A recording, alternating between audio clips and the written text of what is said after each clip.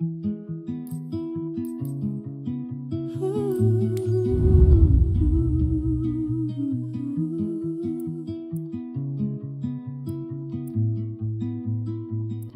love to fly up in the sky. Through the clouds I reach so high, climbing up to touch the light. Adventure calls me day and night.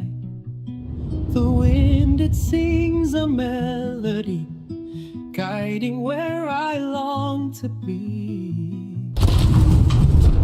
I'll spread my wings and chase the sun. No limits when the dream's begun. The world below fades out of sight as I soar into the light.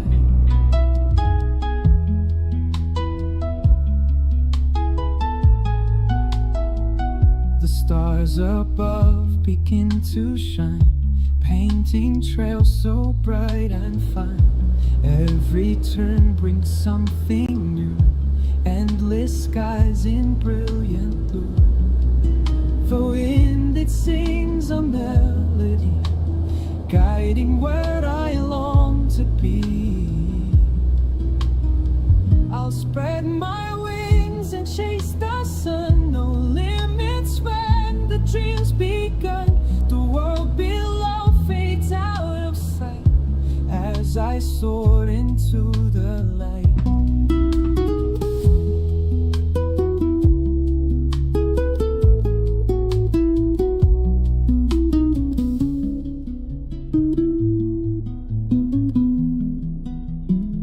I'll spread my wings and chase the sun. No limits when the drums begin. The world below fades out of sight as I soar into the light.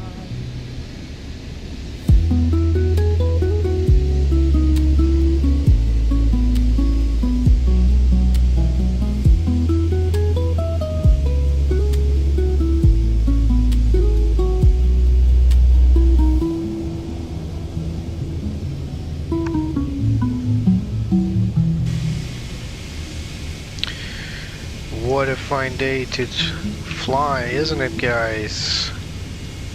It is a beautiful day here in Málaga, south of Spain, and we're going to yet another paradise, you could call it. We're going to the famous Canary Islands, to Gran Canária.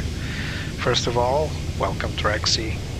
Welcome to Andrew. Oh, what a nice coincidence, Drexy. You're going to the Gran Canária in 2 weeks? Well, we can prep the flight for you.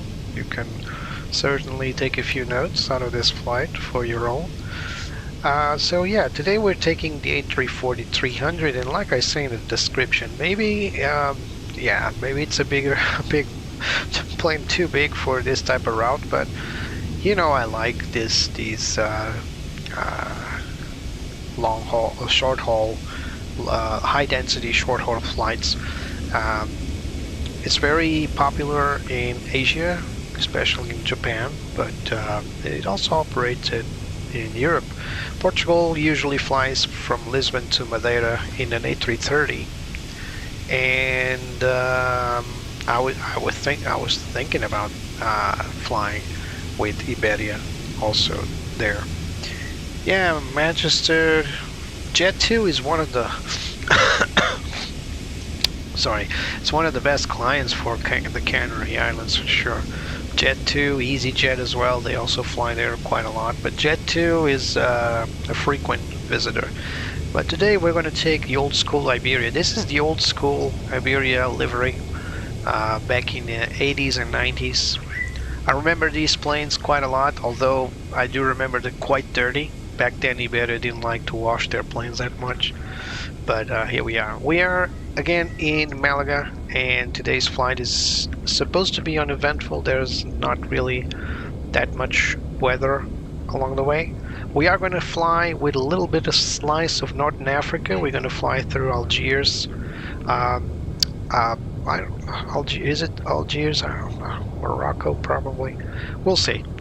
We are going to take a little bit of slice of Africa but most of the time we'll be flying over the seas, the North Atlantic, towards the Gran Canaria.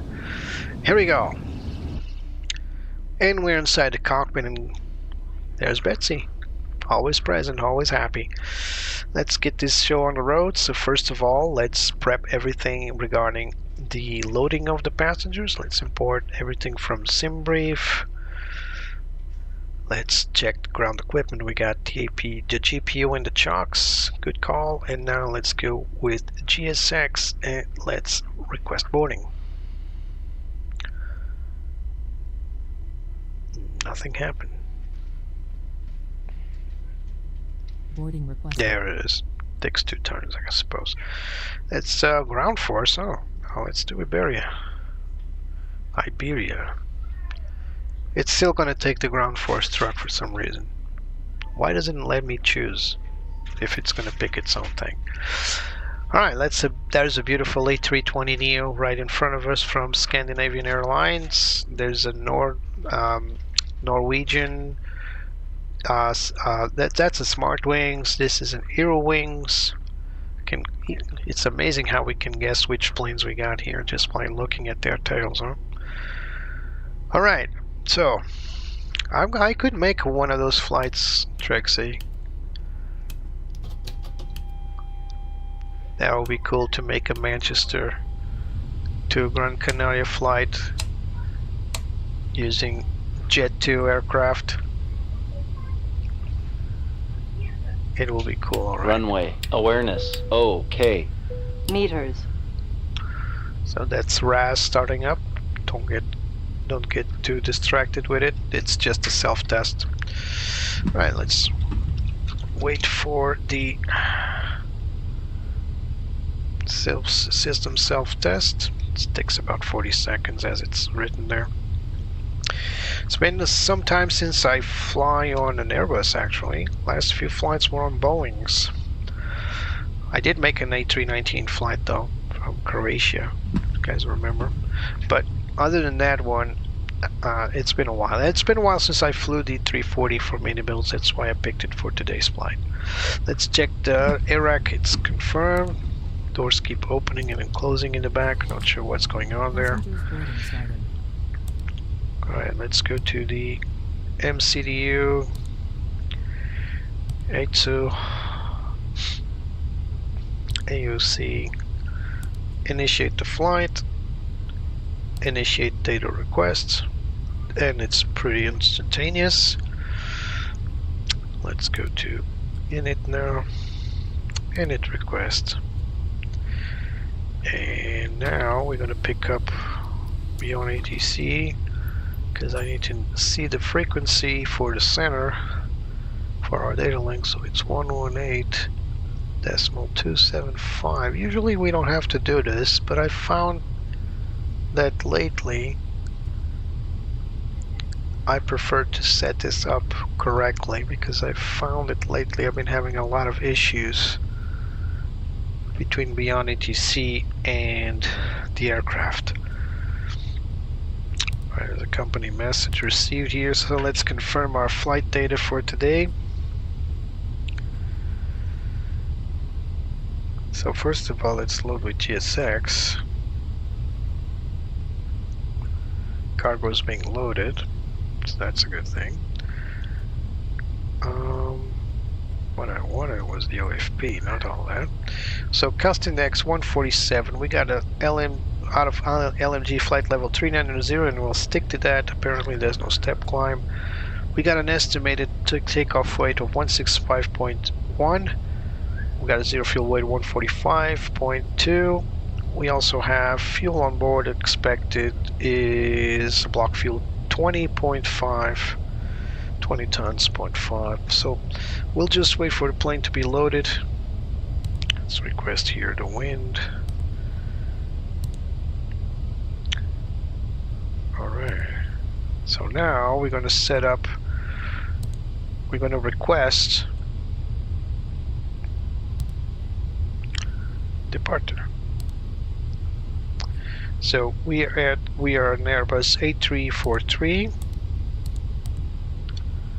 We are at gate 54. And we got 80s, we got whiskey.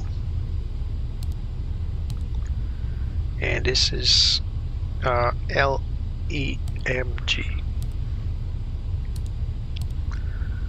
Alright, looks good. Let's send it to the mailbox and out. Sent. Oh, let's just need to wait now. Alright, so this is all off. Let's boost a little bit our lights here. Everything's off up here. We got everything off. Let's test the APU fire. APU button, squib discharge, master warning, ECAM status, as well as APU ECAM page. Let's test the engines, all 4 engines all at once, all 8 squibs, 4 fire buttons, master warning, ECAM status, as well as pedestal, and of course oral warning. Let's test the CVR. Where is the CVR on this plane? It's always in a different place. I keep struggling with the CVR location. I believe it's right here. Test. Done. ADRs 1, 2, and 3 are on. Battery 1 and 2 is also on. We are flying through the cockpit preparation checklist. We just did the pre-flight checklist before the stream started, because I just wanted to see if the plane was loading okay. So I already did the cockpit pre-flight. External wide swing and logo. Wing and logo 1, not 2. Emergency lights are arm and annunciator lights. Let's lit up the so-called Christmas tree, although, oh, wrong switch. I don't like that name because there's a purpose to these light tests. Making it sound lightly. It's just like, oh, it's shiny. No, it has a purpose. Oh, there's ATC. Let's turn that off. We got an ATC reply. So there it is, cleared for Gran Canária, runway 30 for departure via Pimo 1 Lima. Initial climb to 9,000. Set that up already. And squawk 1034, 80s whiskey, when ready to call 121.955. If unable, revert to voice. Will comply and send. So let's just go back down here, and it's need to go back to the received messages. Alright, so we need squawk 1034. 1034. Standby, set to above, and standby. Alright. Fuel pumps are off. We already did the fire test. Flight directors set both on. Constrain arc 10, constrain in arc 10, done. We got barrel reference according to our 80s is 1012, 1012, 1012, and 10. Oh, that's not correct. Hello. Clearance confirmed. Thank you. Hold on. 10.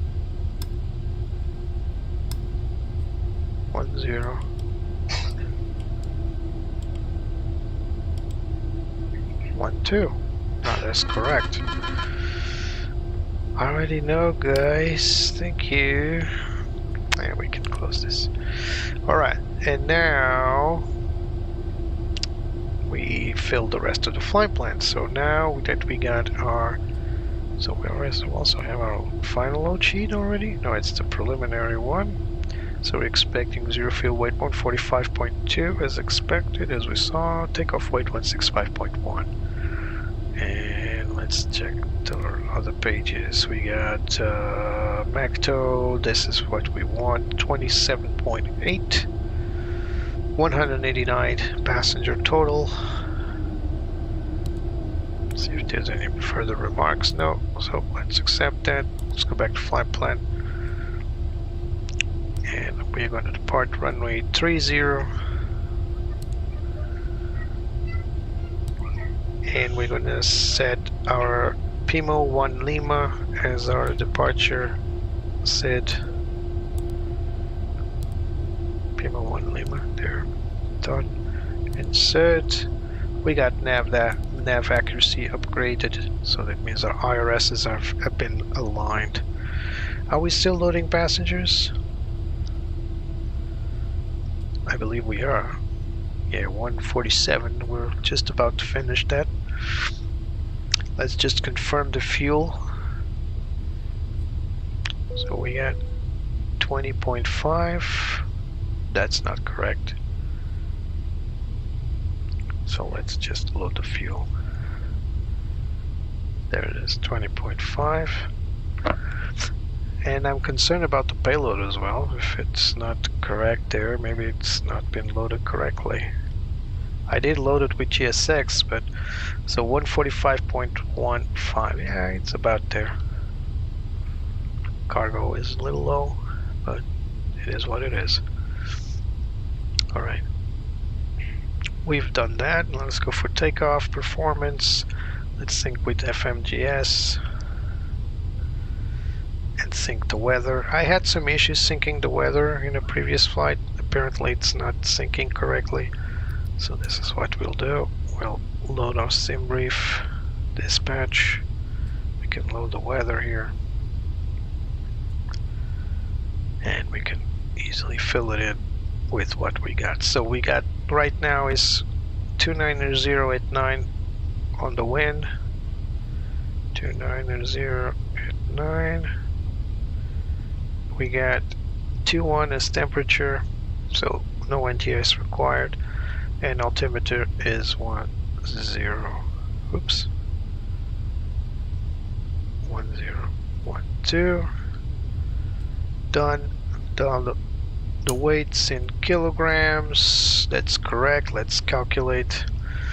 So air conditioning will be on. NTI snow for Stoga. Weight is 167.4. That's total weight. And this is what we got. Flex 33. So let's switch this off. Flex is 33 degrees. V1 123, VR 127, V2 137. Maximum takeoff weight is 204. We're way below that. Flaps 1.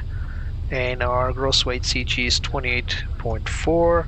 And our THS is 46 up. This is our trim for takeoff. Alright. So we got an inoperable Cat 3 system for some reason. Fine. Still got the doors open. Alright, so as for the trim, we need power for the trim. So we're just about finished with the passenger loading. There it is. Payload set. So now we are going to start our, well, the door is still being operational and all that. It's being closed now. I don't know why the front L1 door was open, but okay. The rear stairs, it's an option on GSX, you can turn this off. But yeah, Drexy, Spirit Airlines, that's a shame. It's always a shame when any airline disappears, but I think low-cost airlines, they're kind of like the plague in a good way. They always come back. So if not Spirit, another low-cost airline will rise in its ashes, just like the Phoenix. Let's send this to the FMGS, and then we got confirmed takeoff data 123, 127, 137. Transition altitude 6,000 feet. Flaps 1 up, 4.6 on the trim. Flex 33 for runway 30. This is all correct. Alright, so now let's go back to init page and let's insert the final weights. So for that we go here to payload. I wish there was a real-time mass imbalance, because sometimes I'm a little bit suspicious about this data, but we'll go. So zero fuel weight and CG. So zero fuel weight is 145.1.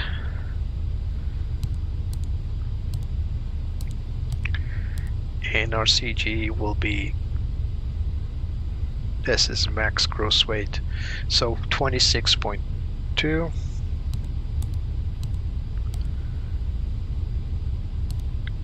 And our block fuel is 20.5. Bazinga. Done. All done. So let's start our APU. So let's go through the checklist. IFR clearance have been received. IRS align has been done, performed. Flight plan reviewed. Takeoff briefing. Do you want to hear the briefing, Betsy? Do you? Nah. So squawk is set.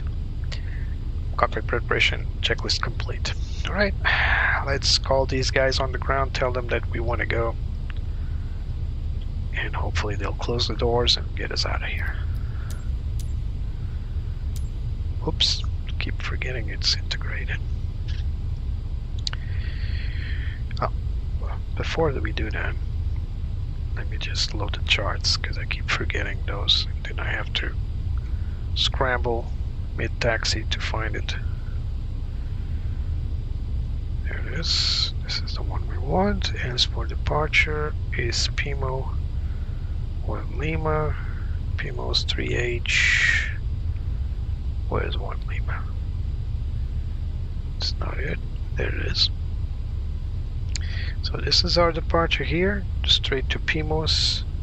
We're going to take off northbound and then turn left and all the way down to Pimos. Pretty straightforward. Let's go to the pins. Airport, let's stick there. Alright, we didn't start the APU though, but now we're going to start. Alright. Pre-start checklist, APU masters on, APU start is on, MCDU weights have been inserted, MCDU takeoff performance. We are expecting V1 123 knots, VR 127, V2 137. Seatbelt signs are on and air conditioning will be set on. Let's release the external power. Not yet, because we're still waiting for the APU to come alive. I don't know why I'm being rushed.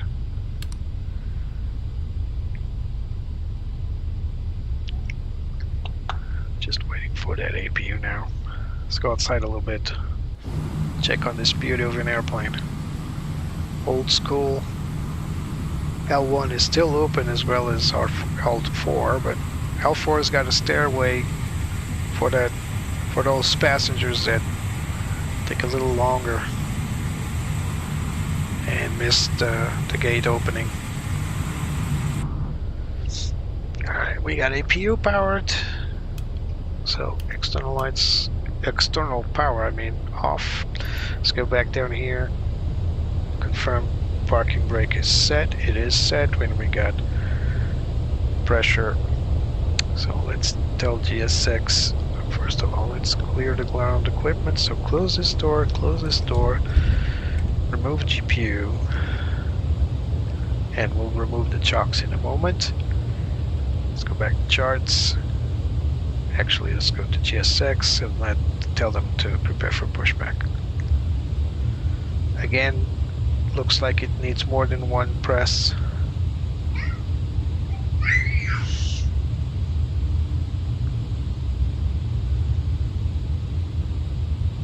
Still doesn't work. You know what? Let's quit this. Oh. Hello, lady. It did work. We just didn't hear it. Let me sit correctly. Oh, nice Spanish accident. Not accident, accent, I mean. The United States 67 hit a truck. I think it hit a light post, didn't it? And then the light post hit the truck. I think that was it. Or did it hit the truck at all? I didn't read it that like that. Maybe I missed the latest report. So let's go to ground. Request push and start.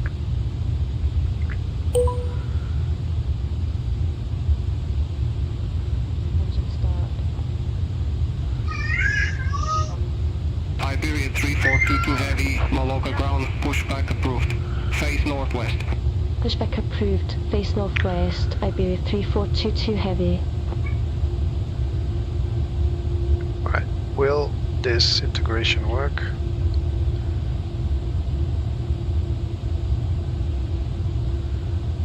Do not interrupt pushback. Sometimes this works, sometimes this doesn't work. It's anybody's guess at some point. Alright, so they told us to face west, northwest, so we're gonna face Aeronova 43 Mike Hotel, southwest. taxi to Ram 44 via Echo 6, Golf 13 Charlie, Lima, Parking brake Romeo 6 released. Charlie. Taxi to Ram 44 via Echo 6, Golf 13 Charlie, Lima, Romeo 6 Charlie, Aeronova 43 Mike Hotel.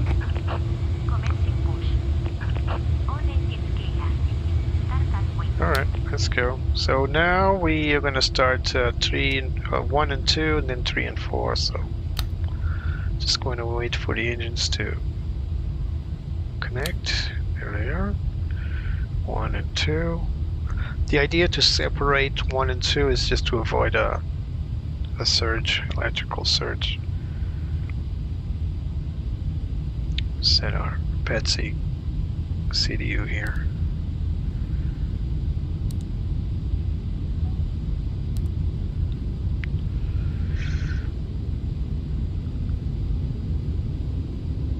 And yes, the 340 can start 2 engines at once. 747 can do the same, by the way.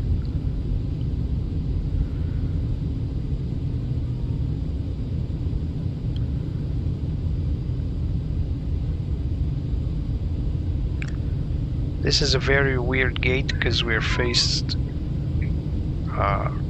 differently from all the other aircraft, so.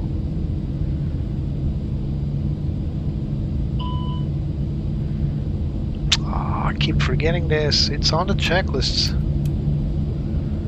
It's on the checklist. No big deal though. Okay. Turn them all on. Parking brake set. Engine 1 and 2 available. Start 3 and 4.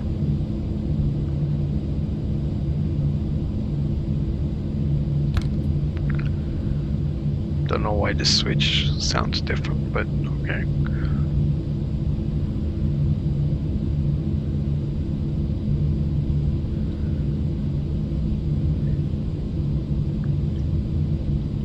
So we are going for runway 30. So we probably messed up a little bit here. We needed to go this way, and we got our tails towards that. So we might have to make that famous U-turn that I get to master after all these years, that you guys love so much. Let's get the elapsed time running.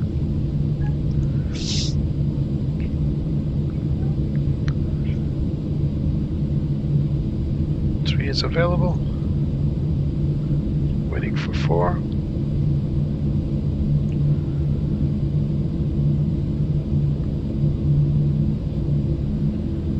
There it is. So back to normal. And we can turn off the APU bleed as well as the APU master switch, and everything looks fine and dandy. We got ourselves a good engine start. We can call it in.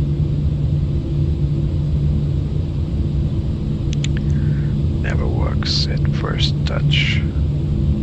Cockpit to ground. We have a good engine start. You can disconnect.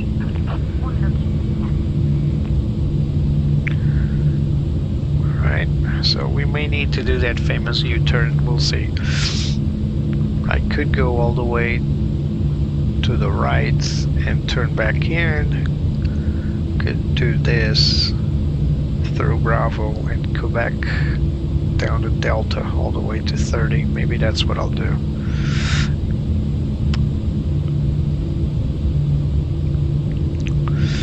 Iberia 3422 Heavy. Request taxi to the active.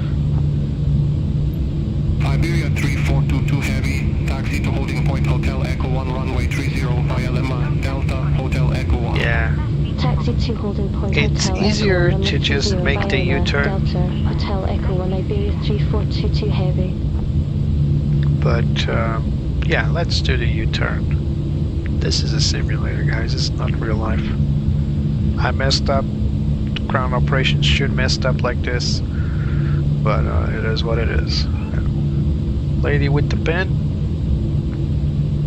There it is. Thank you. Right, we are good to go. Yeah, bye bye. She's saying goodbye down there. And here we go. She's clear.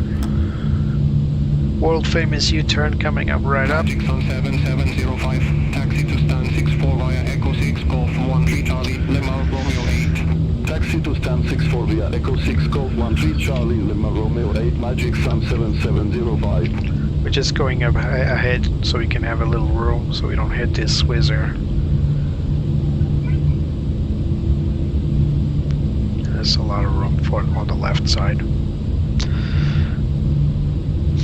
So, motor brakes set max, flaps 1.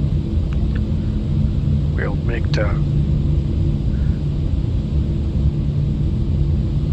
flight control checks in a moment. Let's make the U-turn now.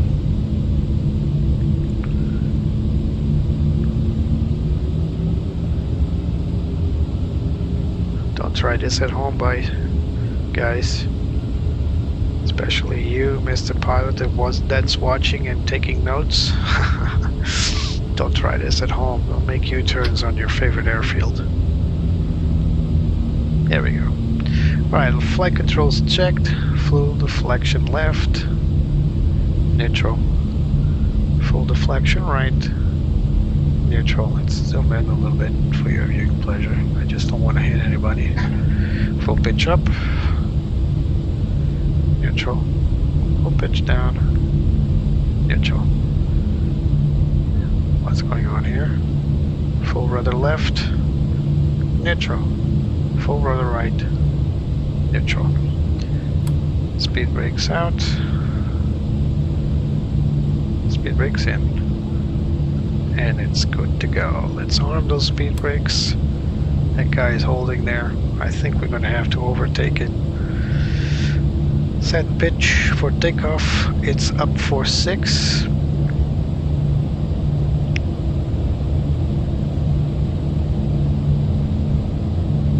4.4, 5, and 6. There we go. 4.6 up. And that guy's not moving. Takeoff test. Done. Pitch trim, rudder trim set, neutral, and reset. Steering pin has been removed, of course. And taxi checklist nose light is set for takeoff. Runway turnoff lights are set on. Strobes to auto. And takeoff config checked. Taxi checklist complete. So that guy's not moving, is he? I think there's a Beyond ATC. Oops. There's a Beyond ATC map feature now. Let me take a good look at that. And I think I can remove the airplane now. Can I not? No. Alright, no big deal. Oh yes, I can. Stand by. Let me remove that airplane up ahead. If only we could do this in real life. And I'm not just talking about airplanes, I'm talking about cars, traffic. We just select a plane and remove it. And anytime,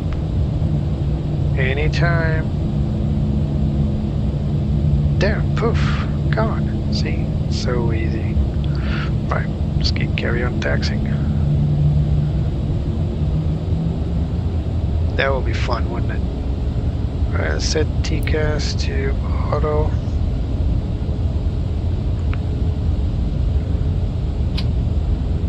Altimeter to auto.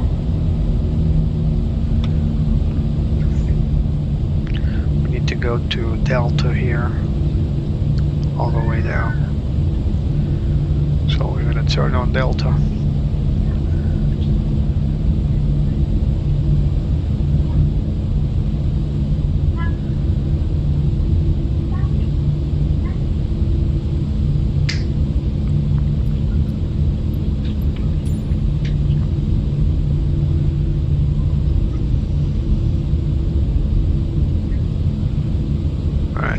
delta here. Let's turn it a little too speedy. This plane can accelerate like crazy on idle, especially if there's a slope. It's ironic because it can't accelerate for flight that well, but on the ground and on idle power, it can really go.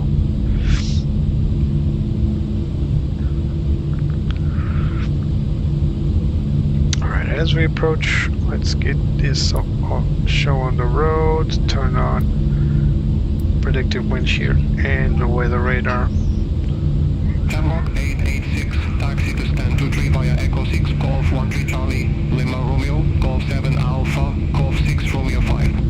Taxi to stand 23 via Echo 6, Golf 13 Charlie, Lima Romeo, Golf 7 Alpha, Should Golf be on 6 taxi, Romeo, not takeoff. 886.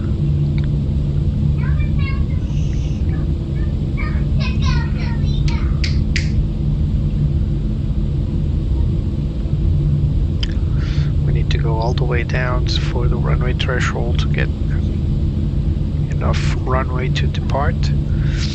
Remember, this is a 340-300. It has 4 leaf blowers or hair dryers, not engines. So we need all the help we can get, and then some. So for some reason, QNH jumped.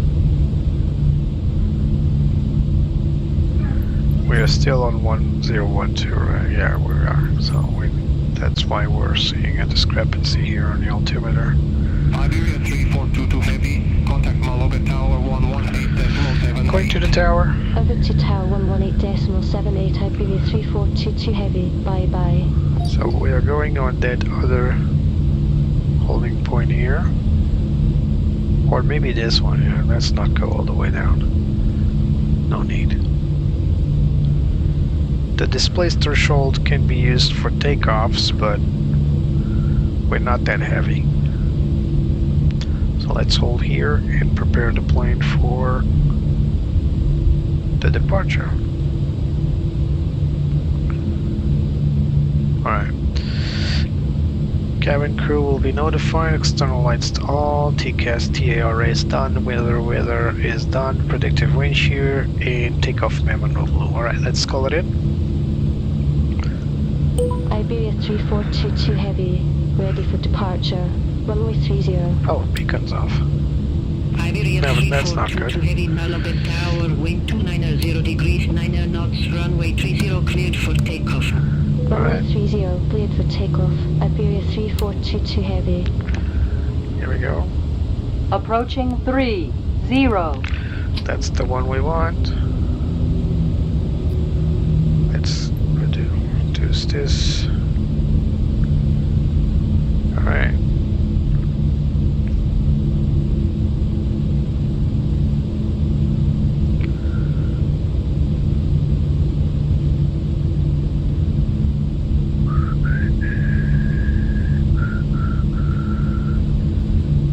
On runway 30. Here we go. 50%. Release brakes, and there we go. Flags 33, SRS heading.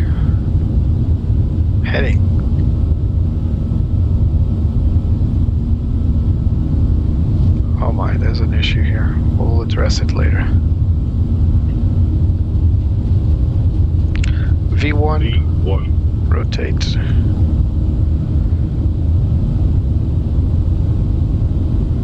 Positive rate, gear up. There's an issue here with the heading, but we'll address it.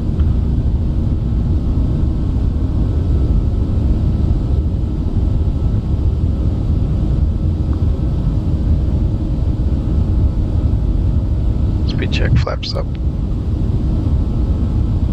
Iberia 3422 heavy, contact Thrust set Málaga climb. departure 118.455. Contact Málaga departure 118.455, Iberia 3422 heavy. Málaga some departure, reason. Iberia 3422 3422 heavy, 1,700 feet. Iberia 3422 heavy, Málaga departure identified. Climb to flight level 190. Climb to 190. flight level 190, Iberia 3422 heavy.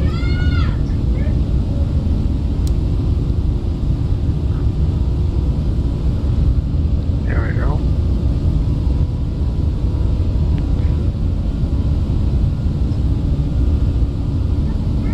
Alright, autopilot 1 off. Sorry, on. There was for some reason the lateral navigation was armed. Not sure why, never seen it happen. But we sorted out. After takeoff checklist. Run it. Complete. After takeoff, gear is up, flaps are retracted, spoilers disarmed, thrust set to climb, autopilot as required, nose wheel lights and runway turn-off lights off. Yeah, and usually this doesn't happen, so we just select heading automatically as managed, but for some reason, maybe the button was pushed out or pulled out, not sure. Reaching transition altitude. There it is, set standard and cross-checked. Not here for some reason. This one is not being synced, but it's alright. Worse things have happened, like not running the chrono.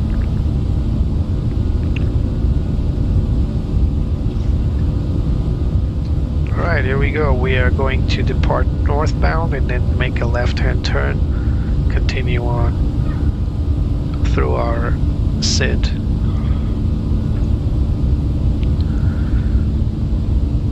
Beautiful southern Spain. Quite a vacation destination, so we're going from one destination to another destination for vacation. So.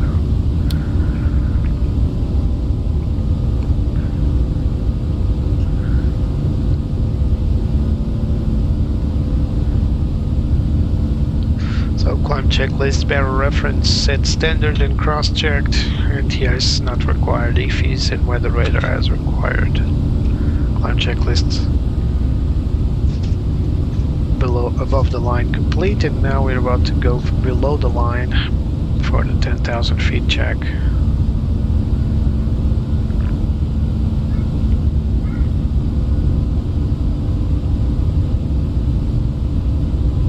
Go 10,000 feet, external lights off, seatbelt signs to on. Well, let's leave it on auto.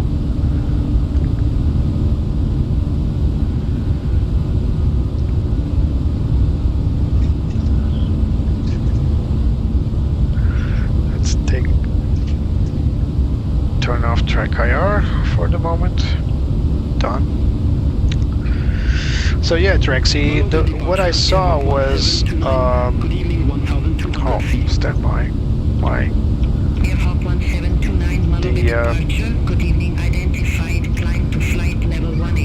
The progress bar on top is not working. Give me a second. Always something happening. Stand by.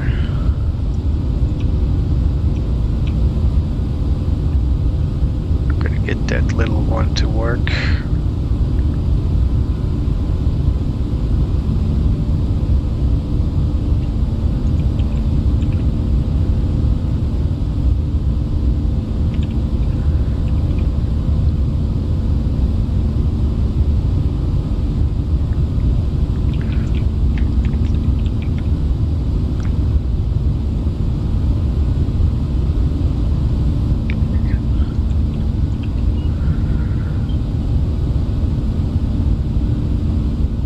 There. Give me another moment. Almost there.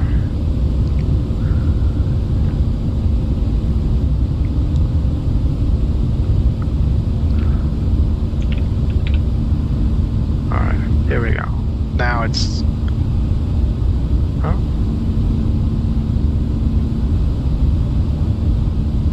So again, I'm having issues with SIM Connect apparently.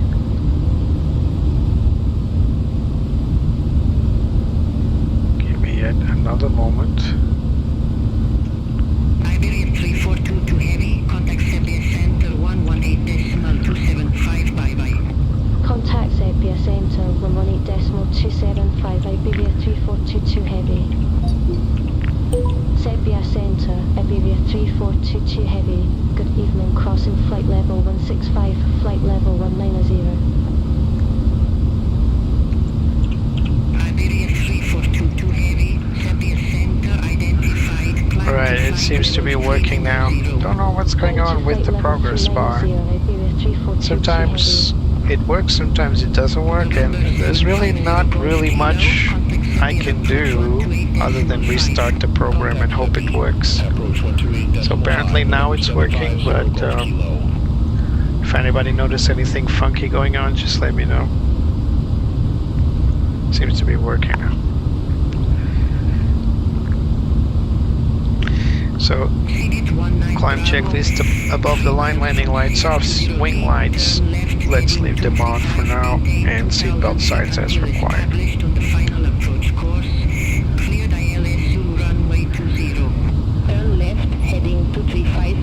So we're going to flight level 390.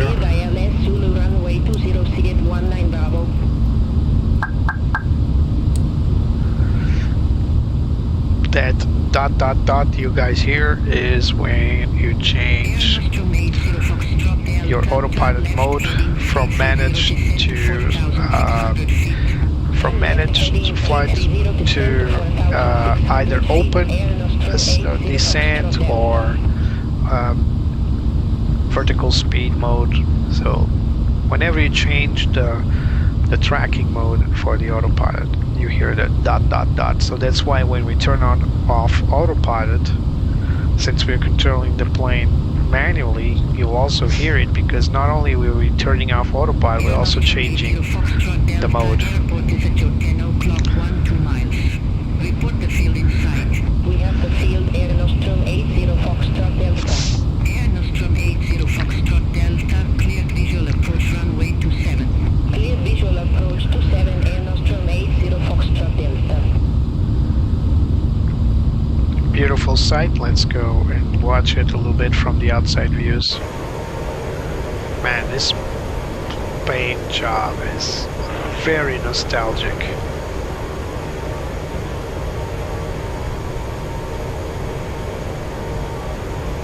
Air Nostrum 80 Foxtrot Delta, contact Granada Tower 118.855.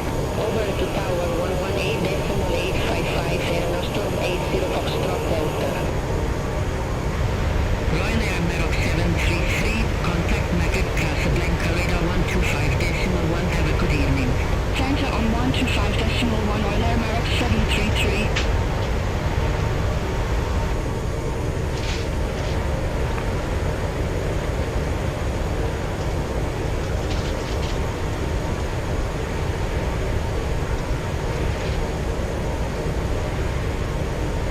You can even see the rivets there. You can even count the rivets. Really cool. That this little thing here, this is a nozzle. This is the fuel jettison nozzle, by the way. So this nozzle goes all the way to the fuel tanks, and the plane can jettison some fuel. For example, if I needed to go back to Málaga and I wanted to land a little lighter, I would jettison my fuel. But there are multiple reasons to jettison fuel, mostly to make the airplane a little lighter. Yeah, it is beautiful, Trixie. Let me see if I can get a better shot. Look at that. So we're going through South Spain now. That's Africa right there. We're going to make a right-hand turn towards mainly towards our destination. We're not going to change course that hard. There we go. There's a turn. Serbia Center, Airhop 1729, through flight level 150, for flight level 180 direct MG900. This right here, who can say what this is? Radar contact, climb to flight level 360. Climb to flight little piece of land here. Airhawk 1729. I bet Trexie knows what that is. Trexie, that's a little piece of land from your country. I think I helped a lot. I need to fly there one more time. I love that scenery. You know what that is, Trexie, down there?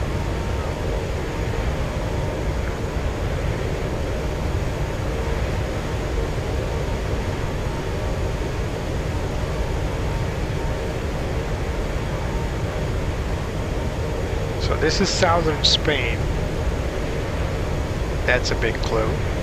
And I just said it's a piece of British land. Yes, Trexie, that's right, that's Gibraltar.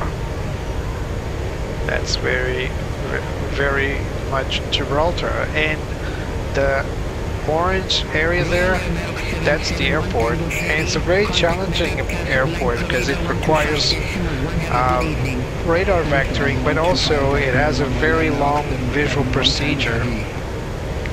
And if the visibility is rough, it's a very hard landing to perform. You need to the charge is crazy because you need to follow these invisible lines using nothing but visual references, or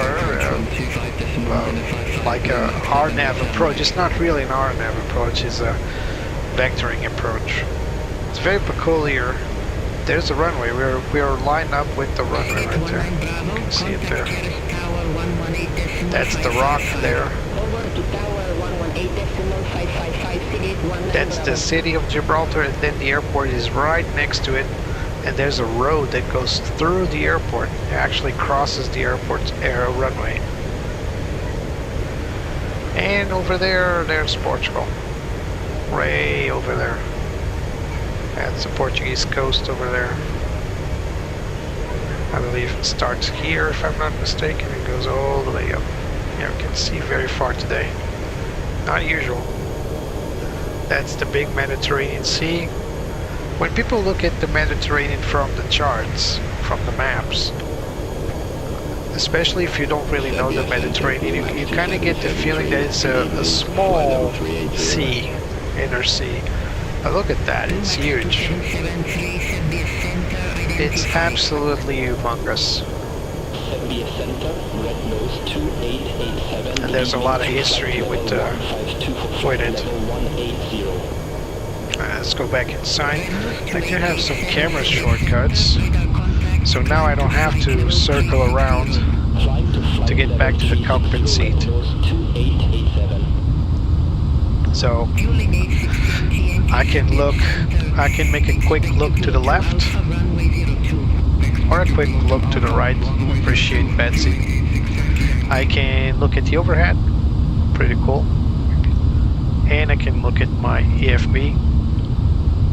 And as you can see, we are leaving Pimos. We already left Pimos, by the way.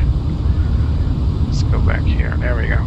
So yeah, that's Gibraltar. Like I was saying, this is Morocco.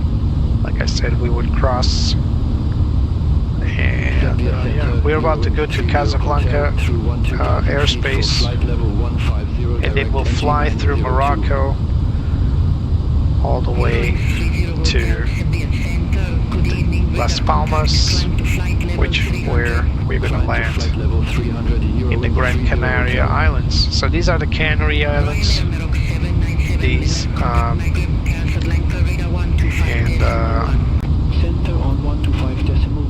there are many different airfields, but Gran Canaria is the main attraction, I would say, for the Canary Islands. It's where we see most of the tourist flights. And you notice this, for some reason, the Canárias ATC, at least the boundary charts, says that the Canary Islands controls all this in the Northern Africa. All this. Except here, which I believe is already Senegal. So there's Algiers, Niamey,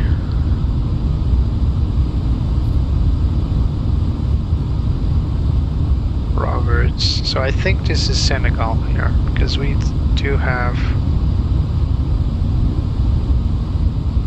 Let me check if we do have Dakar. So there's Dakar somewhere. Actually, no, I think it's above this. Is this Dakar? Wow.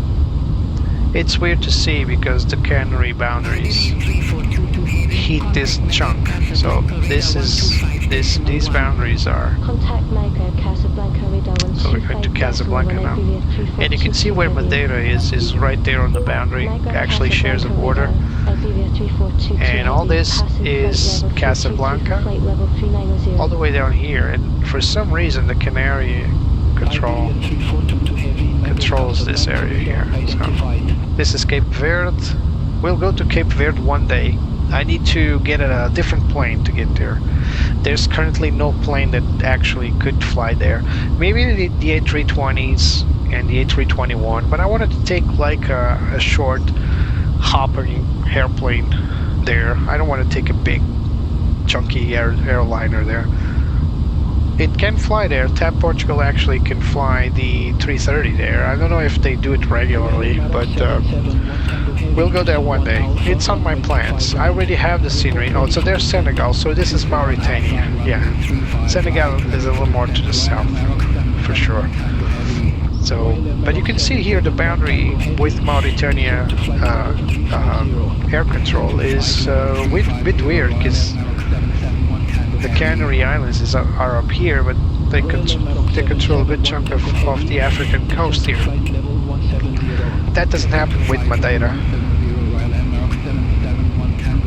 But this is one of the biggest FIRs in the world. Right here, Santa Maria Oceanic. Huge. I mean, it shares a lot with the American and the Canadian control, as well as the UK control here. But still, for a small country like Portugal, look at this. All this is Portuguese air traffic. This is Lisbon control, this is Santa Maria Oceanic. So, huge. For a small country such as Portugal, is actually gigantic. Compared to Spain, I mean, Spain does have its own territory, then a little bit here, but that's not as big as an area of responsibility. Plus, the Canary Islands have their own conflict, ATC. Santa Maria Oceanic is situated in the Azores Island, and then there's Lisbon control that also controls the airspace over Madeira. So, huge space of responsibility. And aside for the US, which is absolutely... I just heard a switch turning on. Was that you, Betsy?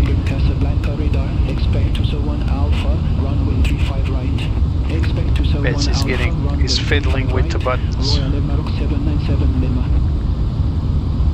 Alright, let's go back to our plane here. And let's go back to the pilot seat. I can also I also have the belly cam now on the shortcut, and the tail cam, and we can go back to the pilot seat. I also managed to reduce the memory consumption a little bit, so I'm not seeing that message of low memory like I had in the last couple of flights after the FS 2024 update. Basically, I tried to optimize my flight simulator as best as I could. Some sceneries have already been updated, like the Aerosoft Stuttgart was updated recently to accommodate Service Update 5, but yeah, so still some airplanes in some sceneries that require updates. One of those is Flight Sim Labs A321neo. Really needs an update. It's becoming a little hard to justify at this point. So I got a company message. Let's check it out.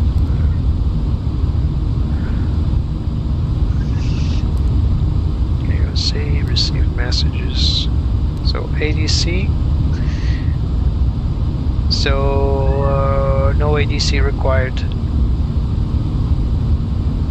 Yeah. So we got out 14 minutes earlier than the scheduled flight. I didn't even notice that. When we schedule flight, I'm going to show you there. When we set up flights in Simbrief, so let's create a new one here. I'm not going to load it because it's going to mess with my flight plan. So here, you see, we have a depart time that we can. This is Zulu time, by the way.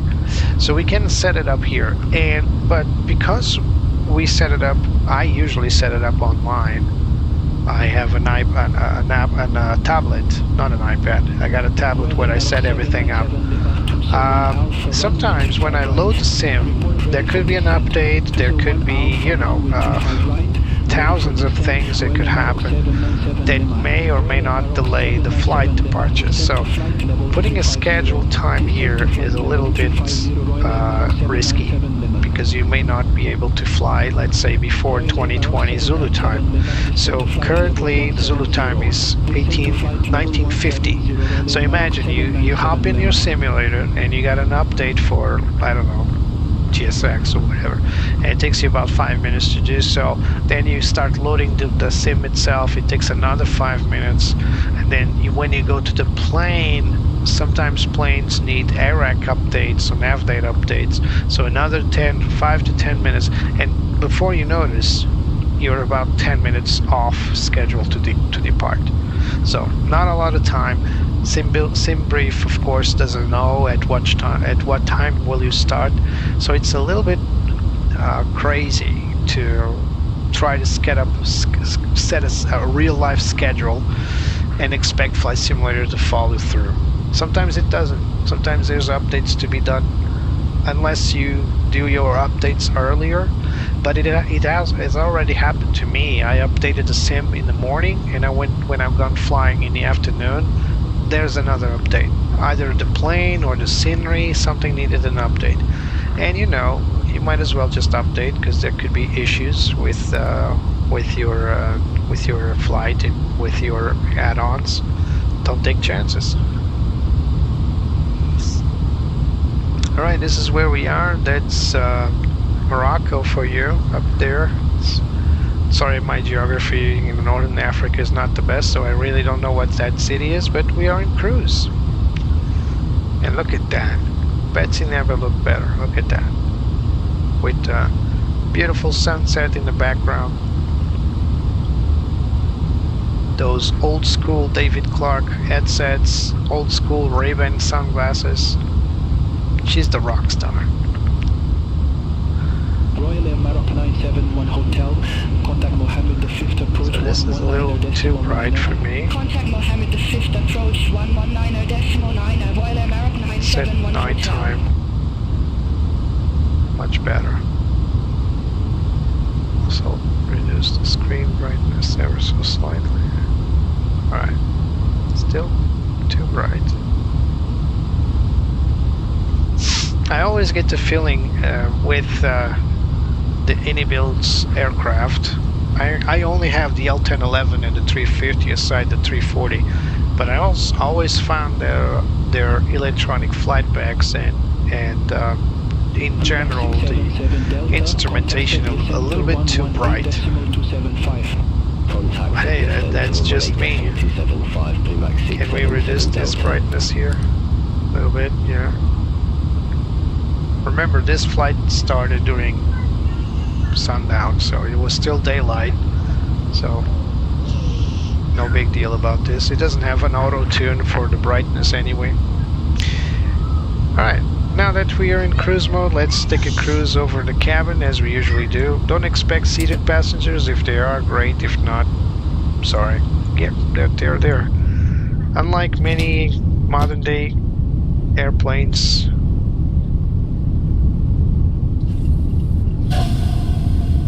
the flush works. We are vampires, so there's no mirror here. This is our loo review for today. That's the jump seat there. I want to close the door. Right there. There's no crew rest as we got on the 350, unfortunately, on the modern day A330s and especially the 330 Neos, although there's a lot of room here for that. But not on the 340. I believe the jump seats do work, these work, that one does not. It's not today that they're gonna signal the cabin pressurization light blinking, but it's alright. Very important coffee machine as always. And of course we got the lights control. Whoop, what just happened?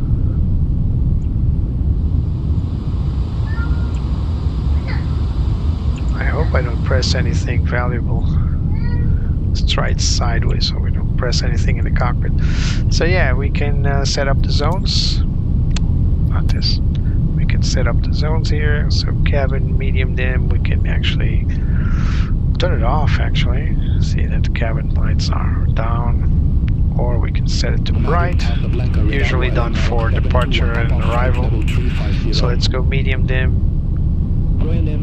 Turn it off in the back. You can barely see it's turned off because we're so far away, but it is turned off. So we just leave it in auto. You can actually control the temperatures on each zone, the doors, just an indication if they're armed or not. And this is the waste quantity, already 2%. Who went to the bathroom so early in the flight? Alright. And then the water quantity, 98% has been used. Yeah, we can refill the water, empty the waste. It's just to show off. So one thing I've noticed is that if you press the screen off, I cannot bring it back on. I don't know why.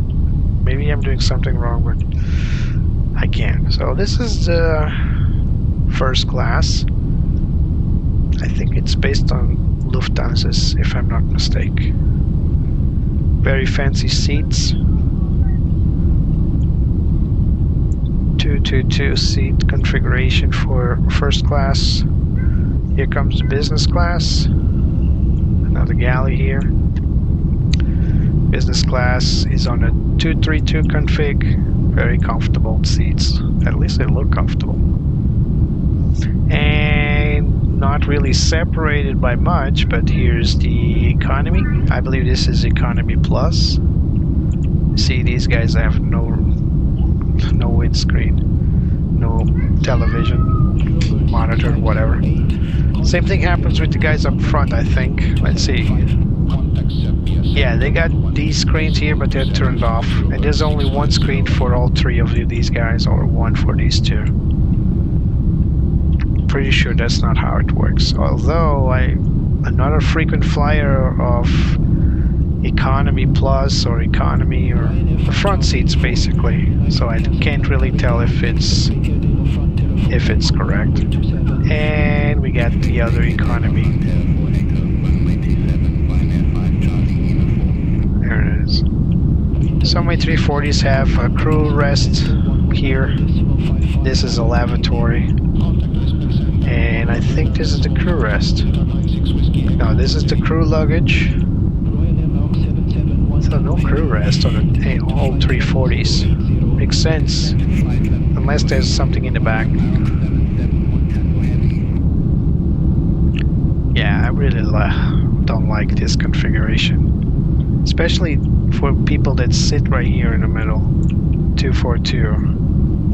There's nothing wrong with the two-seaters on the sides, it's just the four-seaters in the middle. But then it reduces to 232s because the plane narrows on the tail section. And all the way to the back galley. And yeah, no crew rest on the back either. For the life of me, I cannot see where a possible crew rest would be, so I don't think there is on the 340. Certainly there isn't one on the L1011, for example. I don't have older planes than the 1011. I don't remember if the MD-11 has it. MD-11 came at the time where this plane was also debuting little later. And if the 340 doesn't have a crew lounge, I think the MD-11 also doesn't have one. It's funny though, it has 1, 2, 3, 4 lavatories plus 1. So there's one isolated lavatory. Remember, there's more up front as well, but no crew rest. Oh, there's a screen here. It's just turned off. Even the last seaters have a screen in the back, but not the front ones.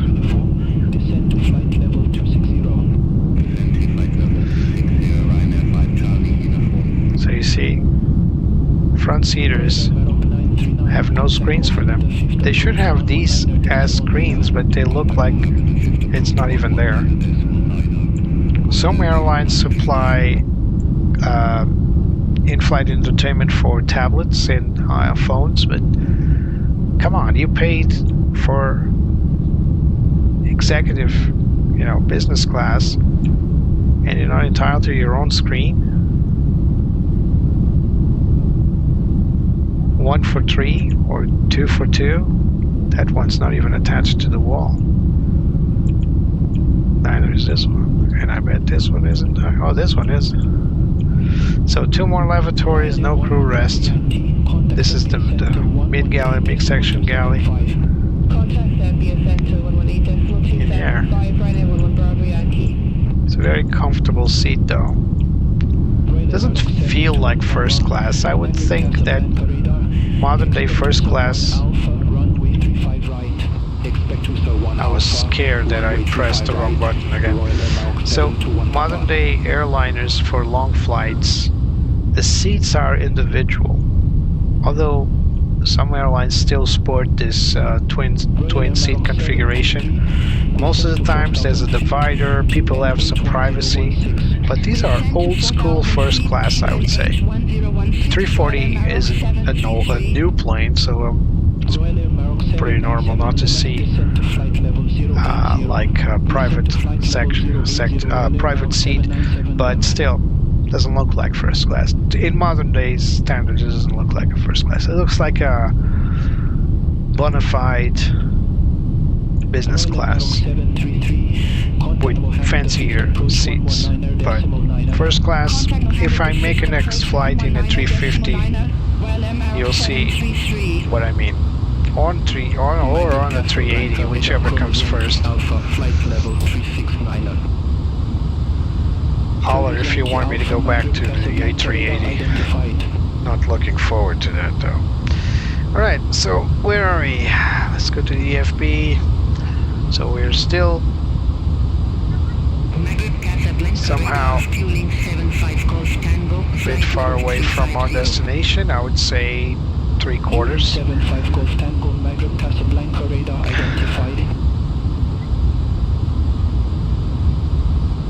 I think the progress bar froze again.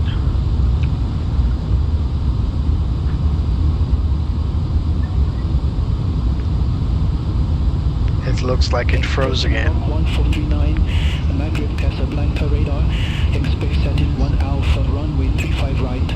Alright, let's restart it. Runway 35 right, express Merrick 1439. Alright, one more time.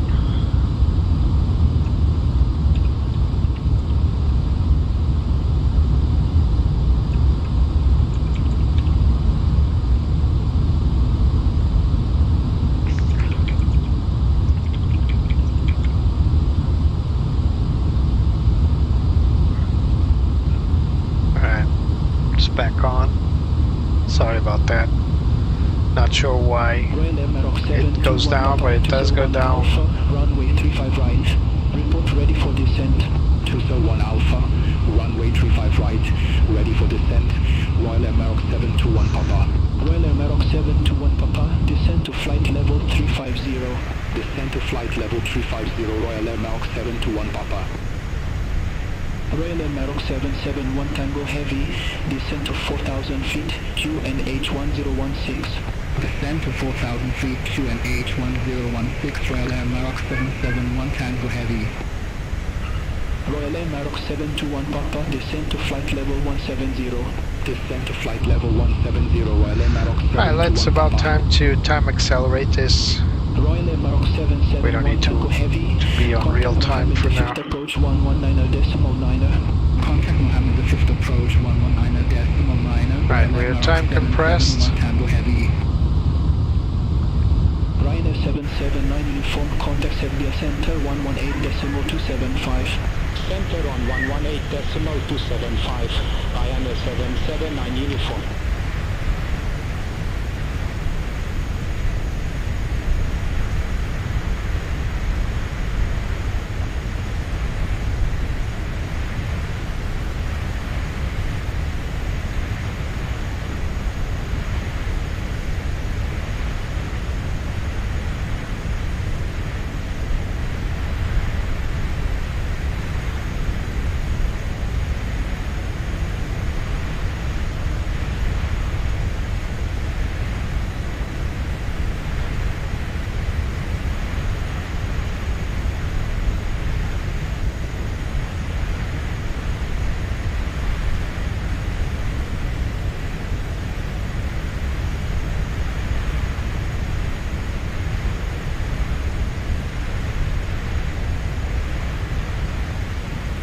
Casablanca radar, Tumjet 356, flight level 370. Tumjet 356, Magnet Casablanca radar identified.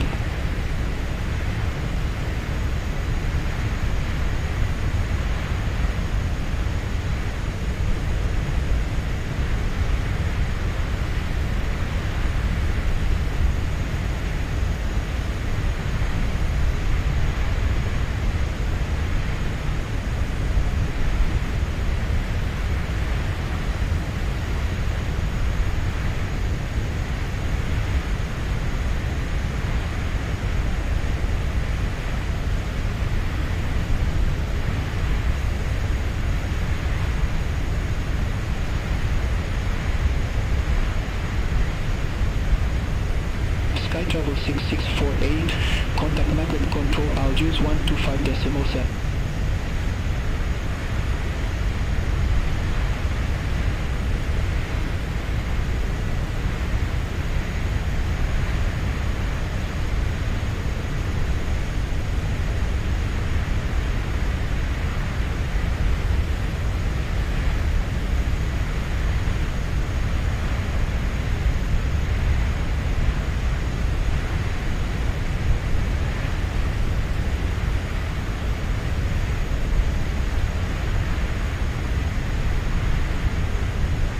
Express Maroc 1439, Sardine 1 Alpha, runway 35 right.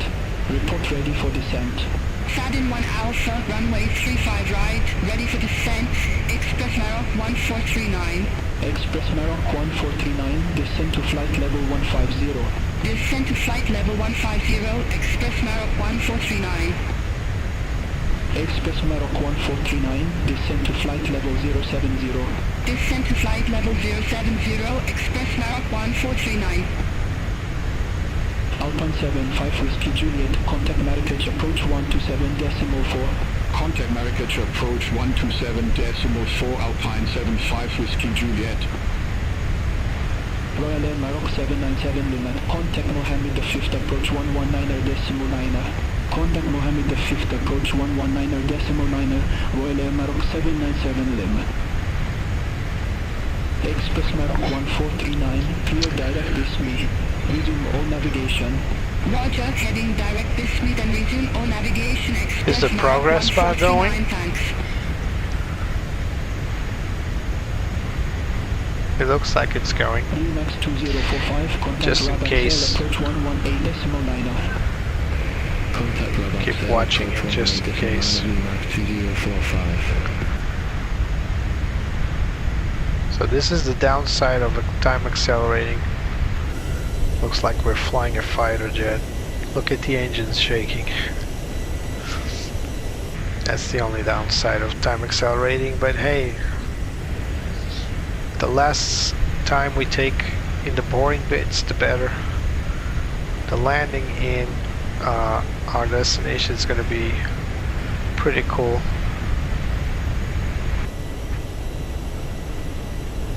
Navigraph Casablanca radar, Iberia Express 15 Mike Whiskey, good evening, flight level 330.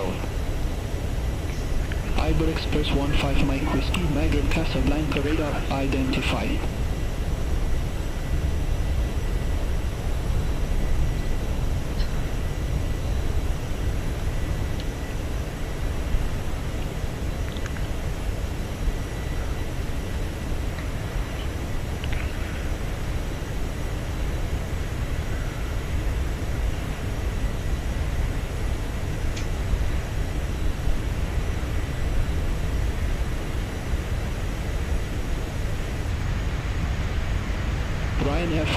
Look at the Milky Way, beautiful. I've never flown at night in such a way that I could see the Milky Way, but I've seen it with my own eyes on the ground, not flying. It's beautiful. Very dark places, it's only possible to see that. And in flight, I did fly at night in real life, but it was always like short flights with the cabin lights always on. So I've never got the chance to really look outside and see the Milky Way like that. But I've seen some great pictures from pilots, and it is amazing. And let's take a look at our flight status. So we're about to get our feet wet again off the coast of Morocco. Contact Lisbon Center 119.55. Center 119.55, channel from 5 from bye bye. At this point we might as well pick up our weather for our destination. So let's try using this feature here. So we got wind 03, so this is 1800 Zulu, which is a bit late. It's 1 hour late. Nah, let's not use this. Let's go for our trusted EFB. Navigraph Casablanca radar, Portugal 1716, flight level 380. Portugal 1716, Navigraph Casablanca radar contact. Right, here we go. So we got VFR conditions. Contact Lisbon Center 119.55. Latitude discontinuity head. Yeah, let's decelerate time back to normal so we can address that. Oh, that's a funky effect. So first of all, let's get to our flights and get our approach for runway 03 Lima, ILS Zulu, and our approach will be via Ruzi 7 Zulu. Express Maroc 1439, contact Mohammed V. This is what we expect. We might need to change that. So let's pick up our ILS charts. So first of all, let's get our ILS data for arrival first. So we are picking up Ruzi 7 Zulu.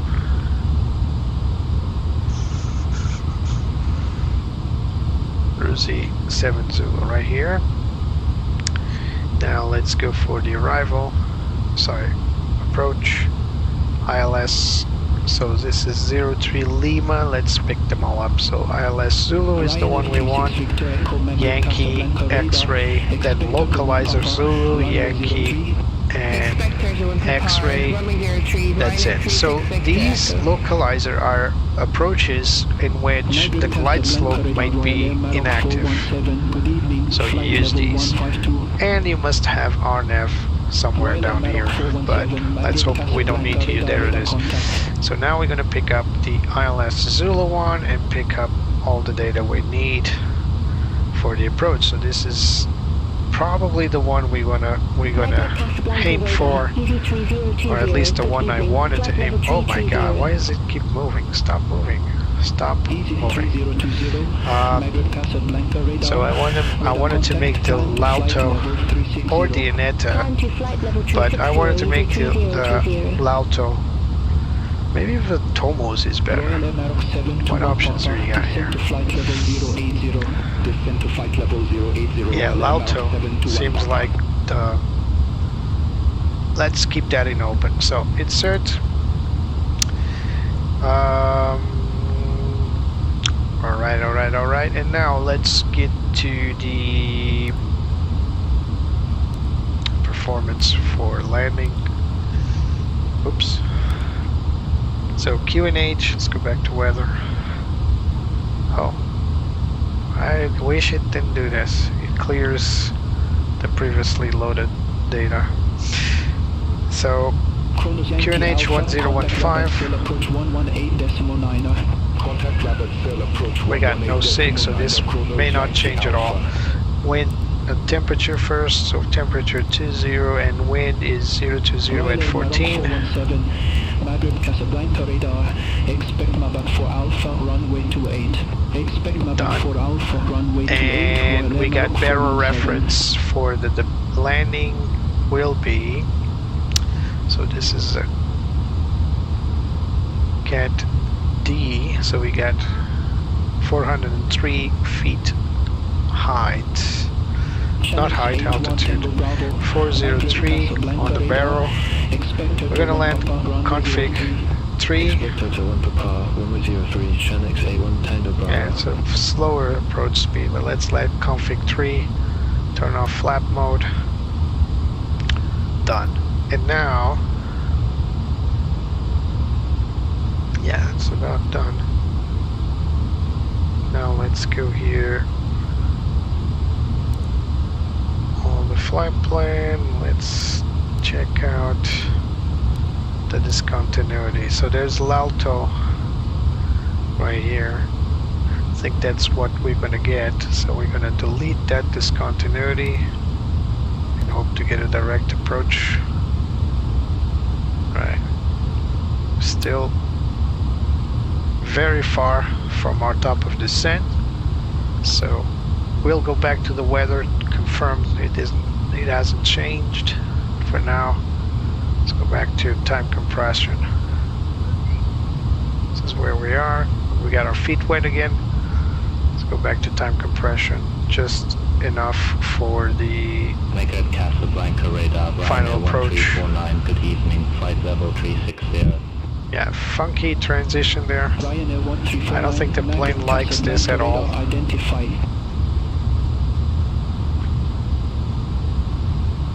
So we'll stay with Morocco almost all the way down to the boundary with the Canary Islands. And this is weird. What is this? This is Madeira. Why does it say it's Portugal here? It's not Portugal. Unless there's something here I'm not aware of. There's definitely a boundary here.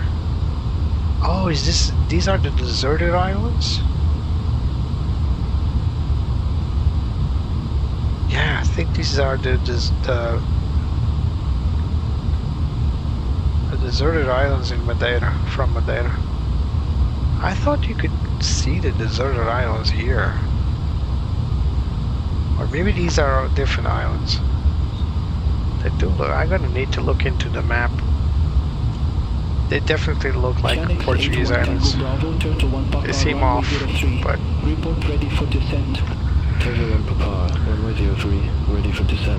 thank you, Andrew. We're almost there. About 3/4. 3/4 almost done.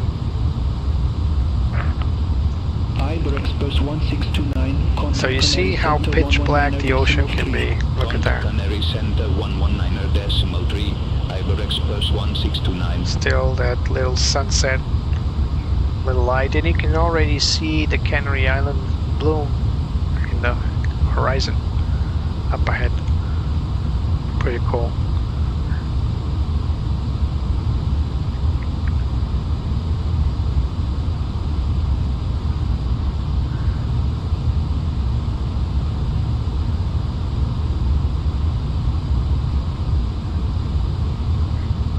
We're getting there. Magyar Casablanca radar Ryanair to Lima Golf flight level 380. Ryanair to Lima Golf Magyar Casablanca radar identified.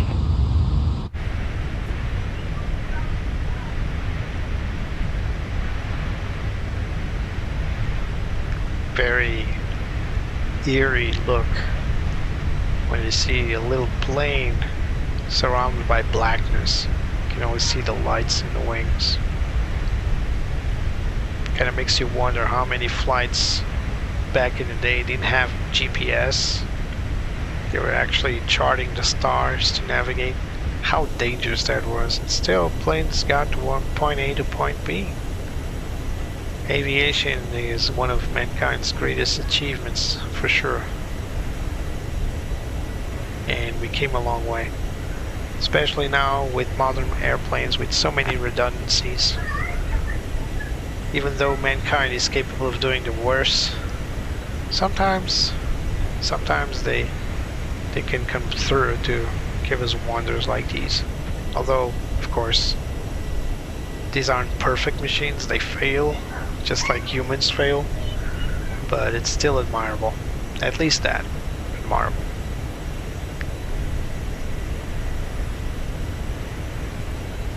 Enjoying the flight, Andrew?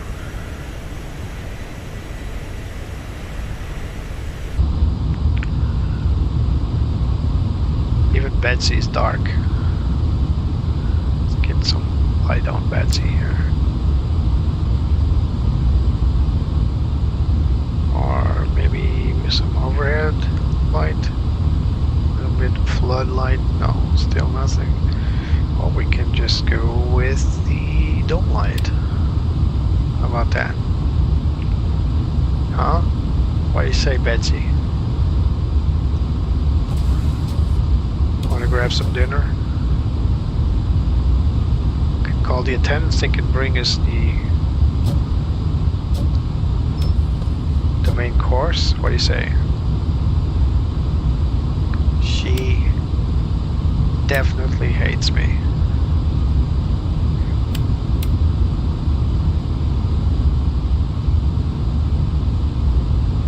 What am I doing?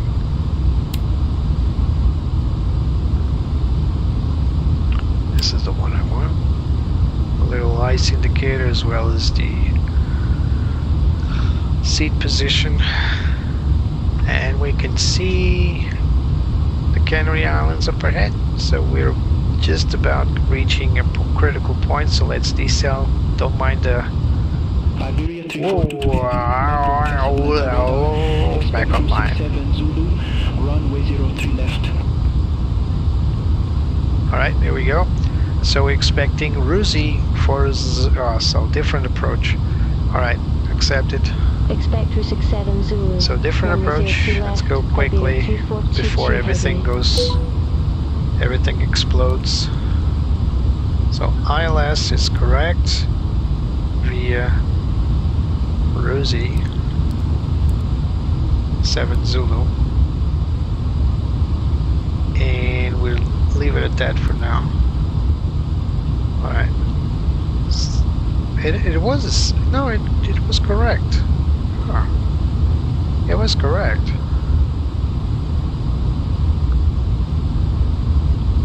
It was the one we got, right? Yeah, Rusi 7 Zulu, right there.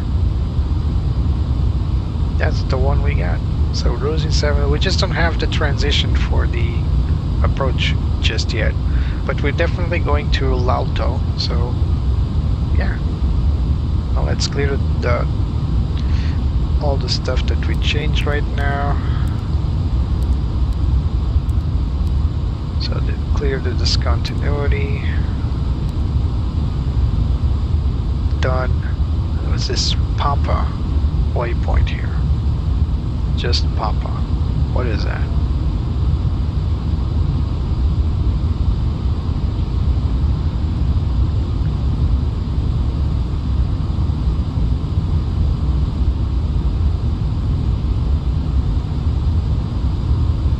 There's no Papa here.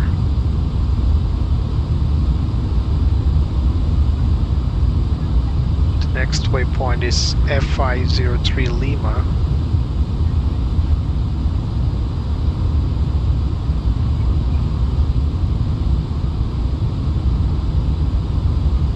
This is very odd. 4 Kilo Uniform, American Casablanca radar. Expect Route 65 Sierra runway 01. Expect 365 Sierra, runway 01, Channel 4 Kilo Uniform. But it is correct.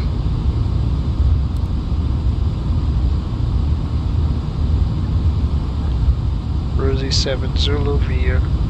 We just don't have the VIA, but I would say it's not really needed. Good evening, flight level 328. But let's give it a go. EZ36 Zulu Yankee, American Casablanca radar. Expect Route 65 Sierra runway 01. Expect 365 Sierra, runway 01, EZ36 Zulu Yankee. Cert. Alright, let's take a look now. American Casablanca radar. Radar contact. Climb to flight level 360. Climb to flight level 360, Ibor Express 15 November. What is this? Look at that. You guys see that? Iberia 342 heavy. Contact What is that? Center 119.3. Good day. Contact Canary Center 119.3. Big glitch there. Iberia 3422 heavy. Let's delete that. I don't want to go through that. Canary Center, Iberia 3422 I think there's a heavy, holding. Flight level 390. But now it goes to La Core. Yeah, now it's correct. That was weird. All those weird characters there. Yeah, let's call it ready for descent. So before we do that, yeah, we're ready. 367 Zulu, runway 03 left, ready for descent. Iberia 3422 heavy. Iberia 3422 heavy, descend to 5,000 feet, QNH 1015. 1015. 5,000 feet, Iberia 3422 heavy. Let's wait a little longer because we're still about 40 more nautical miles away. Contact Málaga Casablanca radar 125.1. Center on 125.1, Galileo 5133, bye-bye. We can actually just start our descent here using a very, what the heck? Negative. I want negative altitude. So they're like 700.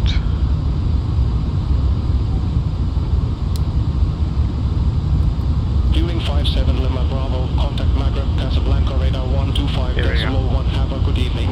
Center on 125.1, fueling 57 Lima Bravo. Not too steep descent, very smooth descent. We want to keep our passengers pleased. So this is not the island we're going. We're going to the island right next to it. So the one up ahead, this one. We're gonna make a left-hand turn, then another right turn, then a left turn, and then all the way up. Canary Center, Ibor Express 16 Zulu Victor, flight level 350. Ibor Express 16 Zulu Victor, Canary Center, radar contact. Another clear push on the button. Don't know which, but I clearly hear a button being pressed. Set checklist. MCU landing performance has been reviewed. TCAS set to below. Expect LM1 Charlie, runway 03 left, Ibor Express 1629. Nav aids is reviewed. NTI is not required. If is set to constrain, it is set to constrain. Barrel reference set to 1015 below transition. Radar contact. Continue climb to Set checklist above the line complete. Continue climb to flight level 370, EZ36 Zulu Yankee. EZ36 Zulu Yankee, Route 65 Sierra, runway 01. Report ready for descent. Route 65 Sierra, runway 01, ready for descent. EZ36 Zulu Yankee. Easy 36 Zulu Yankee, descend to 8,000 feet, QNH 1015. Descend to 8,000 feet, easy 36 Zulu Yankee.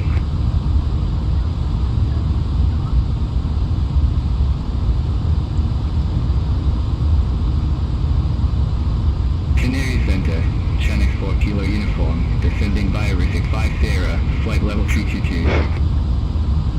Chanex 4 Kilo Uniform Canary Center, radar contact. Synergy 55 Mike. Yes, Fuerteventura, thank you, Torexi. Center on 125.1. The Gran Canaria is that one over there. That's our destination. These are, this is an archipelago. Each island that I've seen pictures, each island has something to discover. I think the Gran Canaria is the most famous one, but that doesn't mean other islands aren't fun as well. And they're very populated, as you can see. So there's a lot of roads down here in Fuerteventura. I believe it's the same on all the other islands. Can't say the same for the Azores, although the Azores are much smaller. But not all islands in the Azores are as populated. The smaller islands in the Azores are very, very isolated, and sometimes during the winters they can get pretty isolated because they rely on supplies coming from the mainland or the other islands. And if the sea is rough, if there's storms up ahead, so planes can fly in the sea, boats can ship, can sail, and yeah, they can get pretty isolated. I met once one guy working as a physician there, a doctor, and yeah, it was pretty rough. He said that there were periods of days, if the rain and the thunderstorm was too intense, there were days they would get no supply, so you need to stash some things to get by. And for someone that lived in a city like he did, throughout his entire life, it was quite a shock to having to live like that. It's fine when the weather is good. It's fine living. It's like living in the countryside in some of those islands. But those are still islands. You can't really go anywhere. If the islands are big like these, then you can just, you know, walk around the island, drive around the island. But some of the small islands in the Azores have, they do have roads, but it's not like you can go to the highway and speed up, right? It's not like you have much to visit because the islands are so small.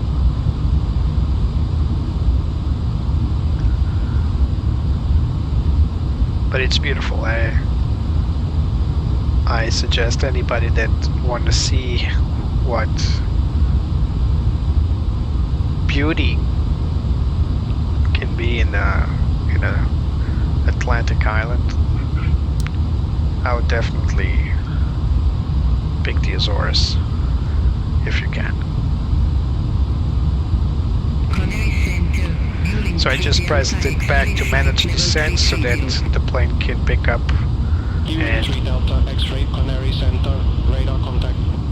and manage the descent to the assigned altitude. We will not reach it because we have a constraint here. That's the magenta little line there.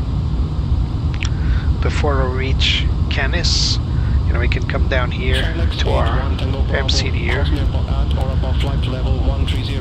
and we can see that at Canis we need to be, there's a restriction here, and we need to be above, well, probably we will be above the assigned altitude, but we'll probably be above flight level 09 or 5. That's the little asterisk there on the speed and on altitude. So before L'Alto, we need to again land discontinuity. Flight level 310. Channel 42 November, Canary Center, radar contact. No, hold. So let's clear this discontinuity here.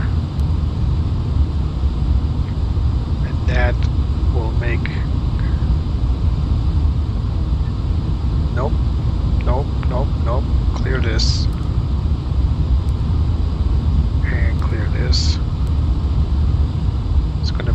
make us turn back.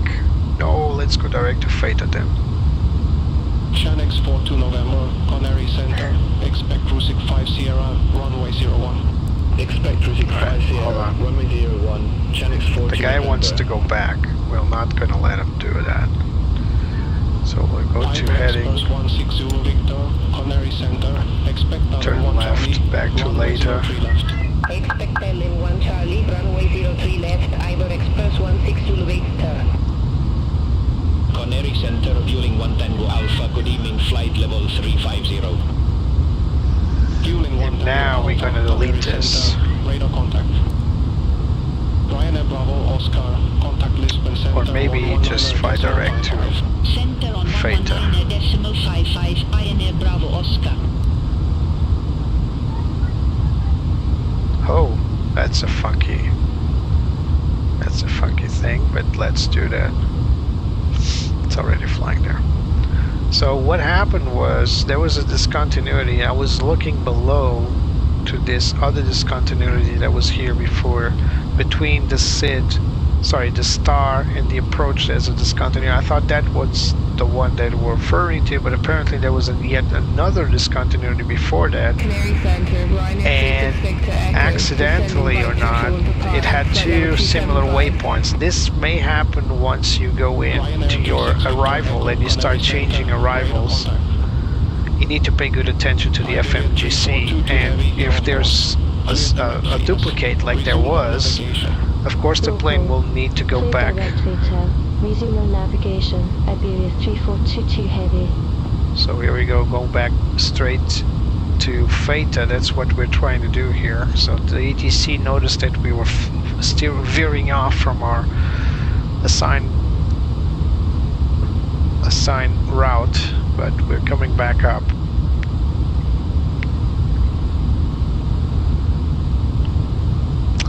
Could be Drexy if the winds are dominant the way they are today for runway 03. Contact Gran Canaria, approach 121.3. Contact Gran Canaria, approach 121.3, Canary 213. Iber Express 1629, LM1 Charlie, runway 03 left. Report ready for I'm going to request direct to Canis so we don't waste time. 03 left, ready for descent. Iber Express 1629. Iber Express 1629, descend to flight level 080. Descend to flight level 080. Iber Express 1629. Canary Center, Iberia 34022 heavy, request direct to Canis. Iber Express 1629, contact Gran Canaria, approach 121.3. Contact Gran Canaria, approach 121.3. Iber Express 1629. Chanex 8, 1 Tango Bravo, descend to 5,000 feet, QNH1015. Descend to 5,000. At least we're descending a little faster. Chanex 8, 1 Tango Bravo. Iberia 3422 heavy, confirm direct to Canis. Affirmative, Iberia 3422 heavy. Iberia 3422 heavy, roger, clear direct to Canis. Clear direct to Canis, Iberia Let's go. 3422 heavy. Chanex 42 November, Rusic 5 Sierra, runway 01. Came a little late, Report ready for descent. but we got it. 5 Sierra, runway 01, ready for descent. Chanex 14 November. Chanex 42 November, descend to 8,000 feet, QNH 1015. Descend to 8,000 feet. Chanex 14 November. Chanex 8, 1 Tango Bravo, QNH 1015, expect the ILS Zulu runway 03 with the Bepal transition. QNH 1015, expect the ILS Zulu runway 03 with the Bepal transition. Chanex 8, 1 Tango Bravo.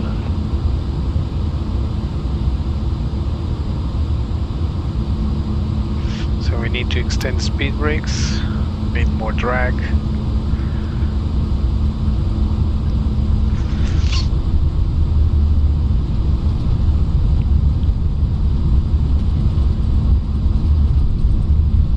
There's our performance circle, that little green ball there. Iber Express 16 Zulu Victor, LM1 Charlie, runway 03 left. Report ready for descent. LM1 Charlie, runway 03 left, ready kicks in.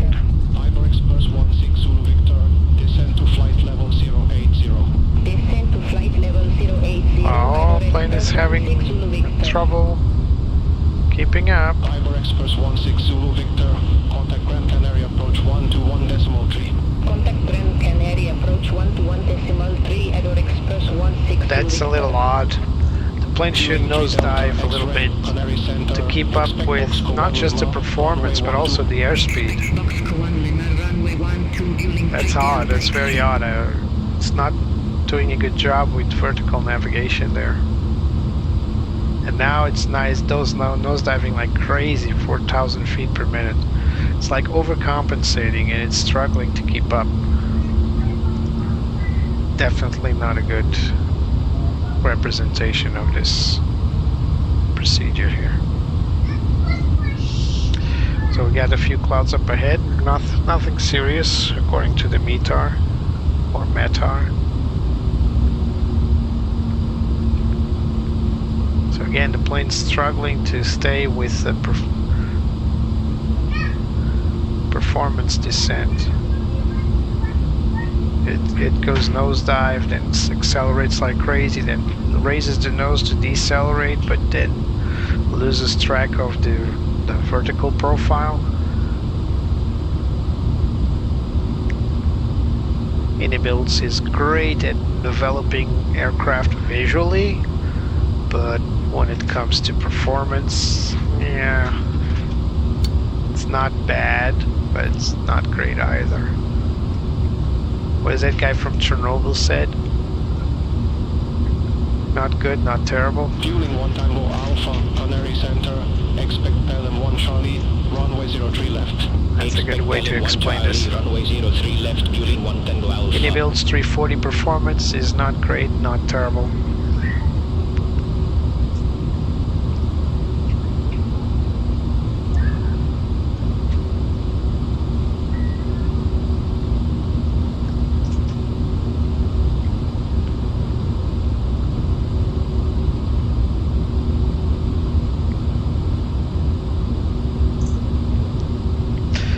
Guys, remember, if you like what you see, please leave a like and subscribe.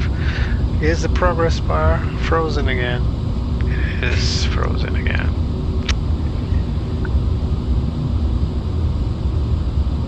Actually, it's not frozen. Or is it? Yeah, it's frozen. It is frozen. Sorry about that.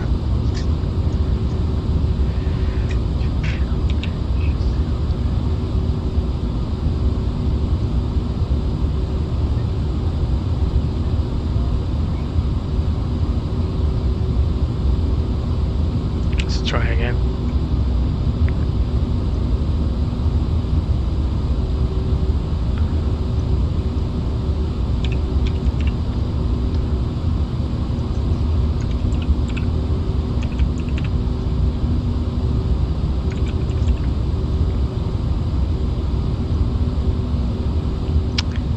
This is very bad.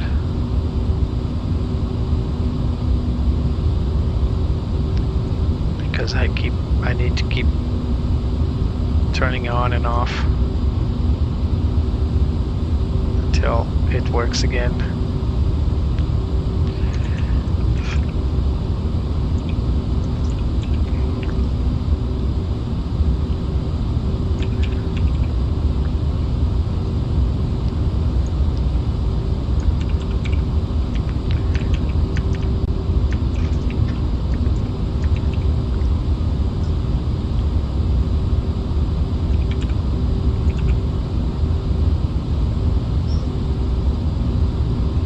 Hopefully I don't have to do this again. So Gran Canária Airport is just up ahead beneath this cloud here. Cross Papal at or about 5,000 feet, cleared ILS soon runway 03. Cleared direct Papal, cross Papal at or above 5,000 feet, cleared ILS runway 03, Chinix 81 Tango Bravo. Canary Center, Pinter 43 Delta, through flight level 069er for flight level 100.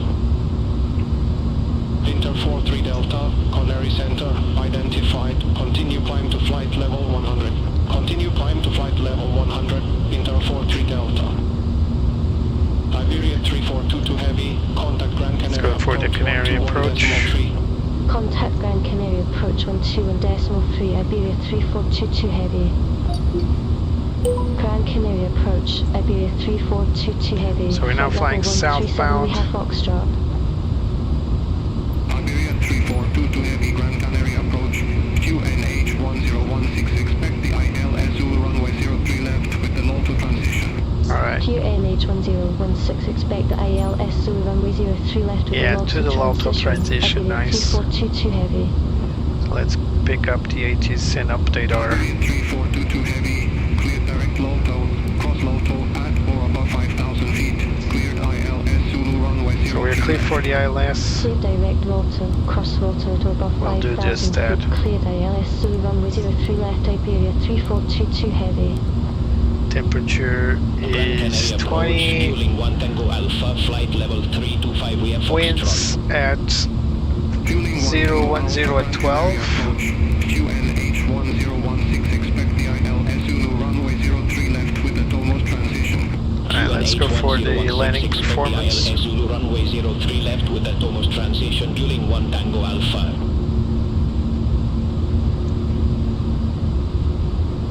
Now let's see. Let's set flaps 3. Again, we don't have wind sinking, so winds is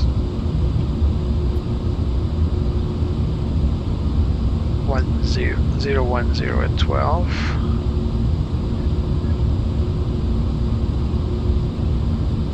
Then we got temperature is 20. And QNH 1016. Done. Runway dry, config 3, landing technique manual, brake mode set low, sync, and compute. Alright, we got the factored landing distance at 2,057 meters. That's more than enough. And we got also the stop at 1,044 meter extra if you do need it. We are expecting a V approach of 133 knots, and here it says 132 knots, so let's give it one more knot there according to our performance here. Done. Alright, so good to go. Let's go back to the charts. We're now going to switch to the approach. So let's carry on with PMOS, sorry, Ruzik 7 Zulu, this is the one. We're down here, going to Lalto, so let's switch now to runway ILS Zulu. Passing 10,000 feet, external lights on. Very pitch black, but there's the airport.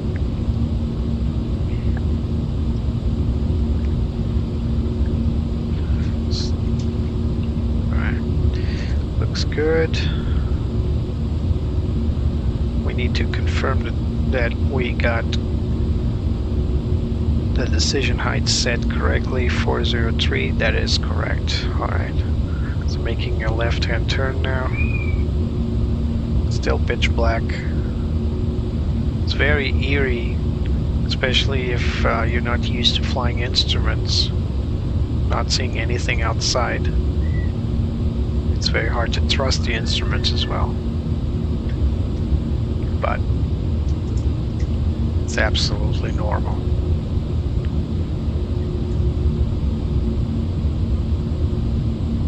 We've been on idle for quite some time.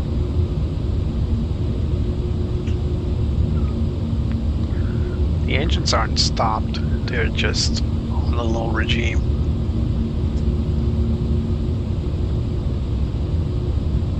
Airport's right there, you guys can see it. Right there on Betsy's nose. Extend speed brakes, what for? There's no need to extend speed brakes unless he wants to change the performance. Alright, speed brakes out. He wants to nosedive to change the performance there.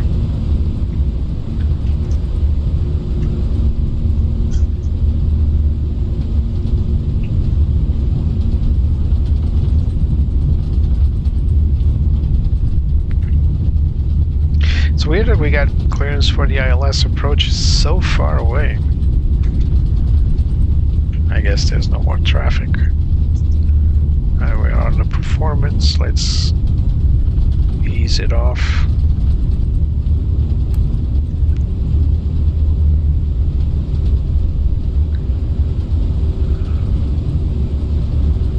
Let's go. It's a very similar turn here to Madeira, although it's a bit farther and we rely on an ILS. You can see here how we turn in mainland and then turn right. The only difference is that in Madeira, in Madeira there's a big hill, big mountain before the runway, so we can't have ILS. They would need to detonate that entire mountain to put an ILS there. But they don't have that issue in Canárias.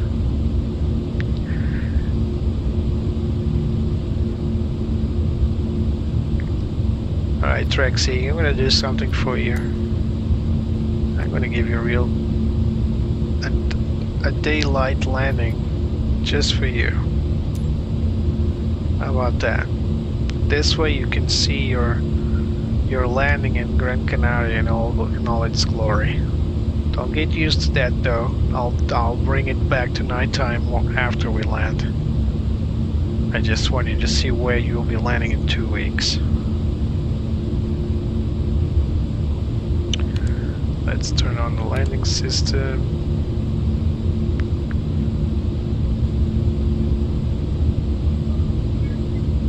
So a little bit above, so altitude set local 1016.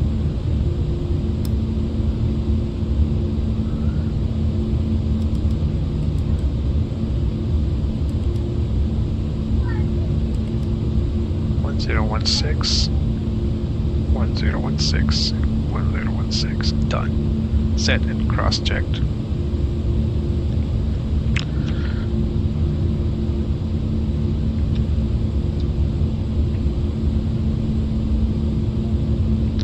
There's the airport right there.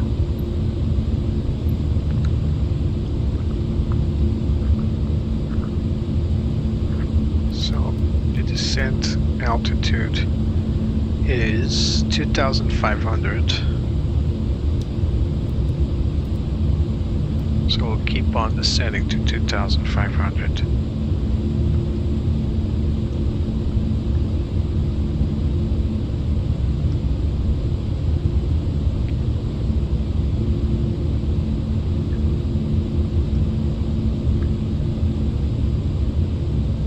How about that as a treat to Drexy?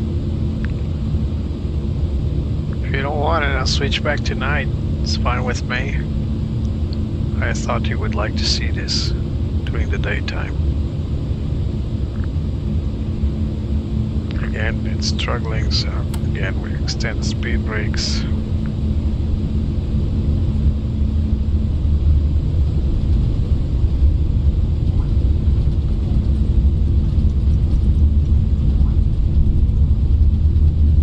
Clearly a volcanic island, just like Madeira.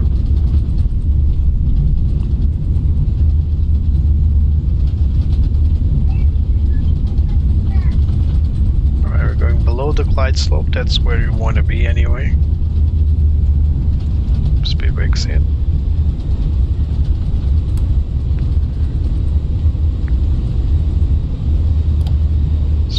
Speed check flaps 1. Just want to help the plane create some drag. Minimum approach speed. Iberia 3422 heavy. Activate the approach phase.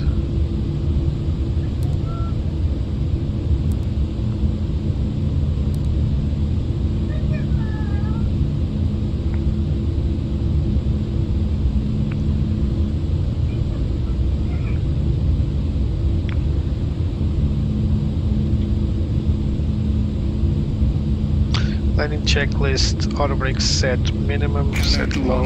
Contact Gran Canária Tower 118. Speed brakes on. Contact Tower 118.310 213. pretty cool with all these windmills. I mean, it looks nasty with the rest of the terrain, but it's cool to see that it's modeled here. They are actually moving. It just doesn't look good with the environment though. I don't like to see it, at least. If you guys like it, it's up to you guys. I don't. Alright, let's activate the approach mode.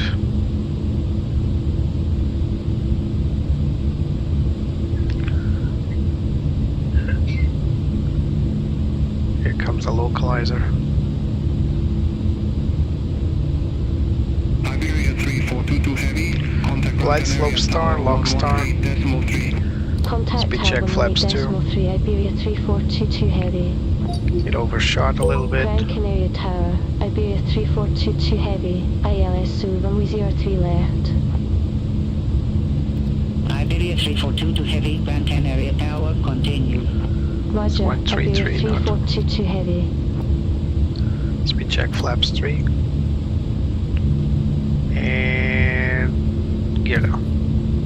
2,500. 2,500 check.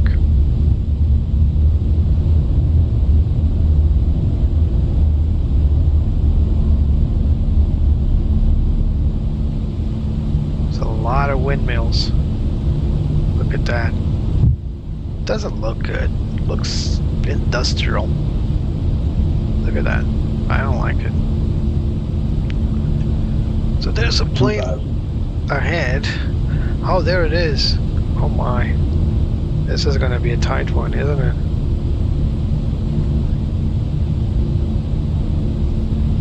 Climb. What? Clear of conflict. What? What the heck?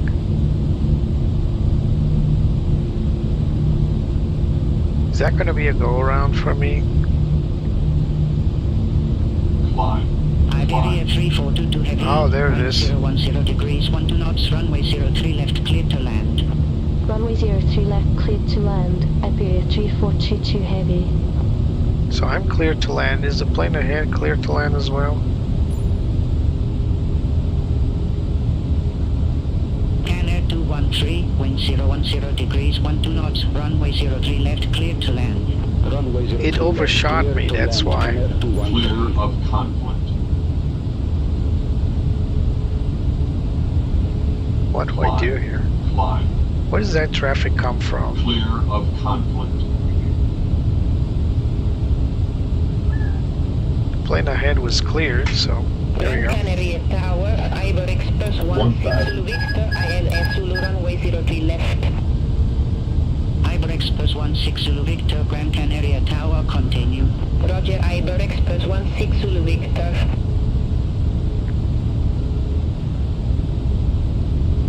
I think I'm going to be taken around.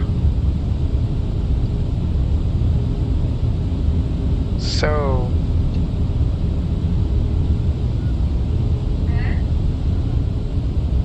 Approaching 03 left.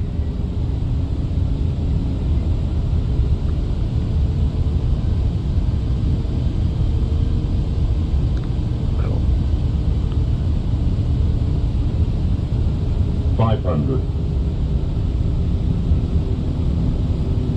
400. 100 above. 300. Iberia 3422 heavy, Ah. fly runway center line, maintain 2000 feet. Going round. Fly runway center line, maintain 2000 feet. Iberia 3422 heavy. going Iberia around. 3422 heavy. Too high. Too high. Unstable. Unstable. Contact Gran Canária approach 121 Kira. 3 Iberia 3422 heavy. Talk to you, neighbor. Gran Canária approach. Iberia 3422 heavy. 500 feet. Iberia 3422 heavy, welcome back. Continue. Continue. Iberia 3422 heavy.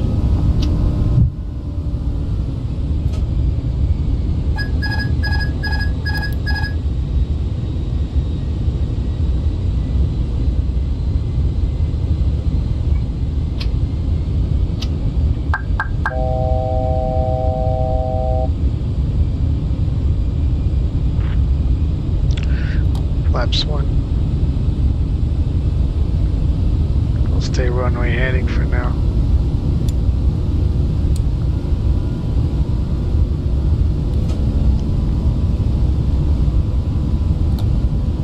Speed check, flaps 1.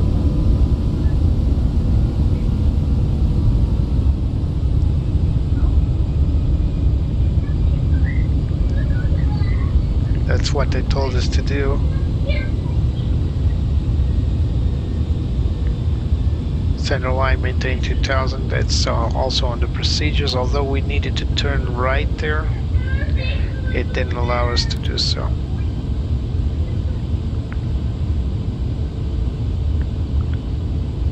So going around, let's keep on flaps 1 for now.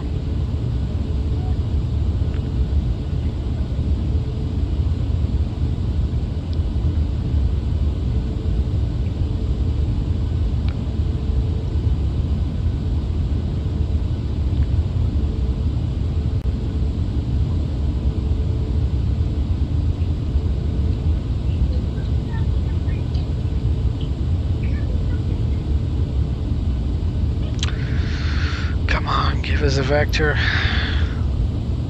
Let's go outside.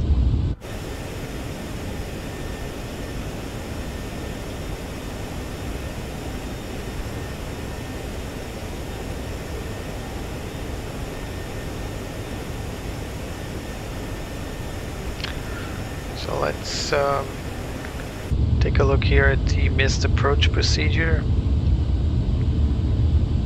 Climb on 026 up to flight level 405, so it's already below limits. Turn right heading LP 406, follow on 057.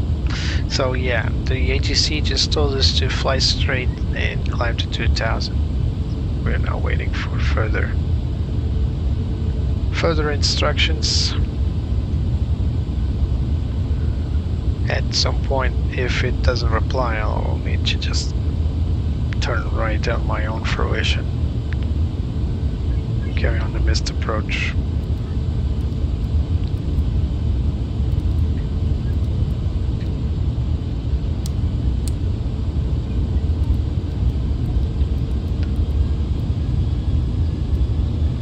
So we need to turn right towards the missed approach fix and LP 405.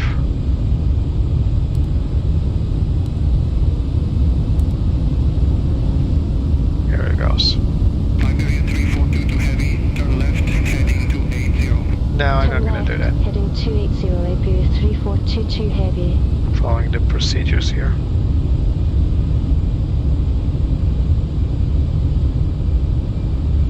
Took you too damn long to do so. Give me that instruction.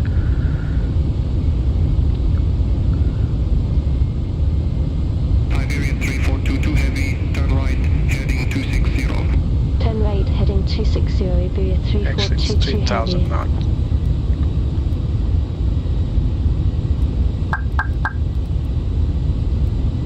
Fueling 1 Tango Alpha, contact Gran Canaria Tower 118.3, bye-bye. Contact Tower 118.3, fueling 1 Tango Alpha.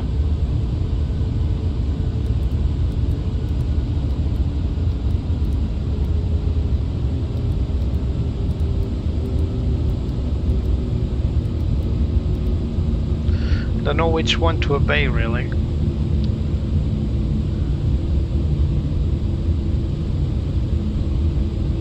So I'm just gonna do what it tells me to do. Kind of in the holding pattern here.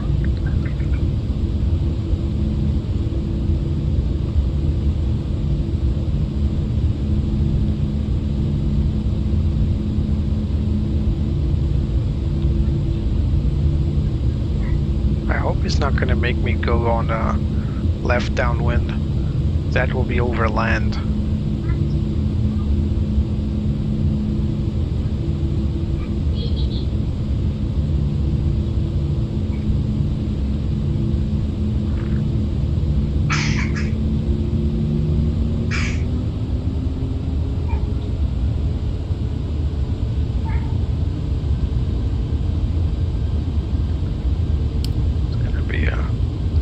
Weird approach. approach here.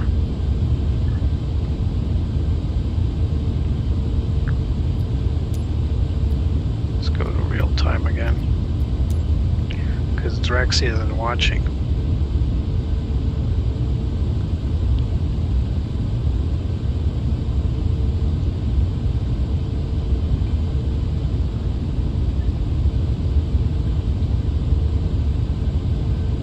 There's a runway.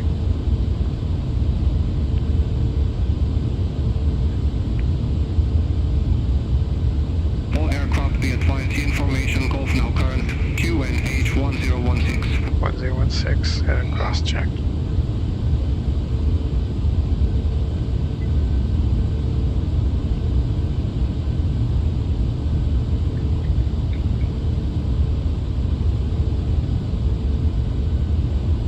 You know what? I'm gonna ignore this ATC because it's gonna fly me straight into the mountains.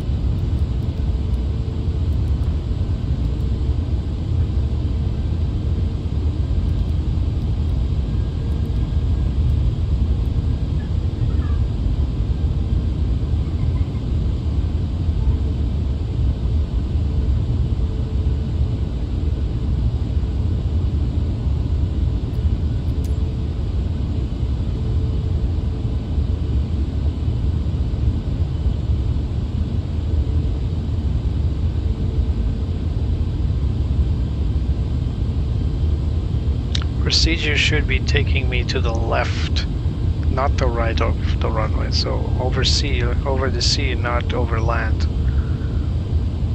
So beyond ATC still has a lot to learn when it comes to radar vectors and all that.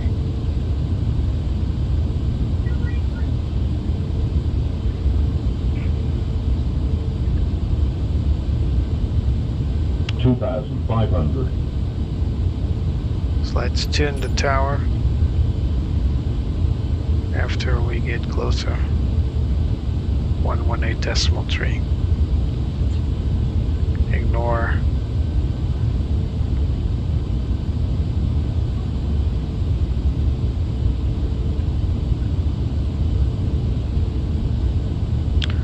$2,000 check. Let's make a little left turn here.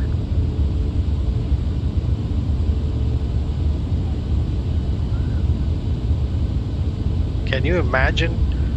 He told me 2,000 feet, fly straight into the island center, island mountains.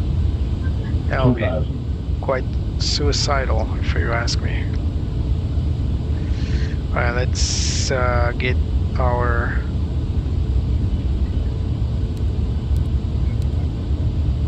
black core.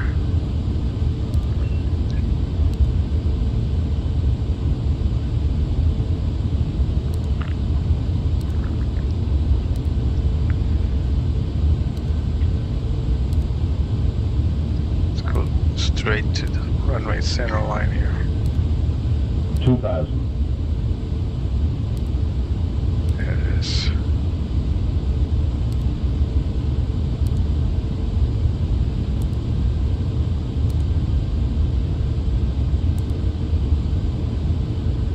Alright, it's good enough.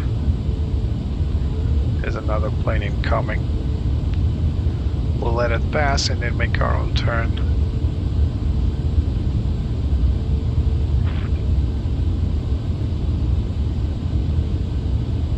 We'll descend to 2,000 feet after we clear this mountain area.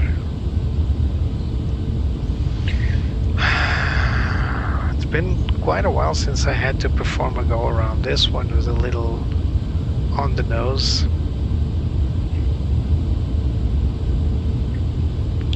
All these blinking lights, these are all windmills.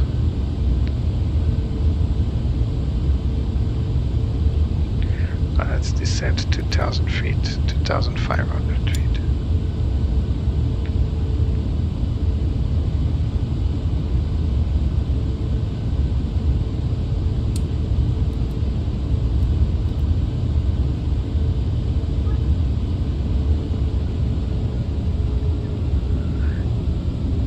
I don't have enough fuel to go to the alternate now, but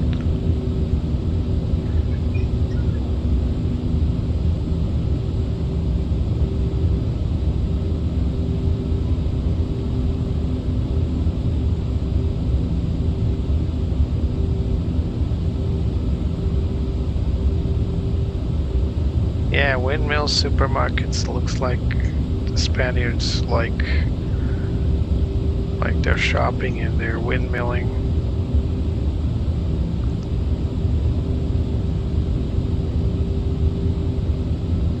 Let's let that one go by. We'll go to the tower now. You missed it, Trexie. I set the weather and the time of the day to daytime so you can see the island. If you want to rewind, you can see it. 2,500. 2,500 set. Now let's go to the tower. Once that plane goes by, given enough time to land.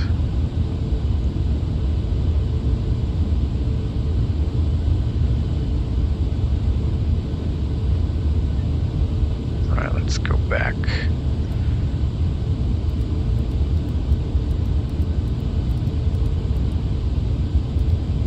Runway landing course should be 025. We'll probably overshoot turning this close. Pitch black again.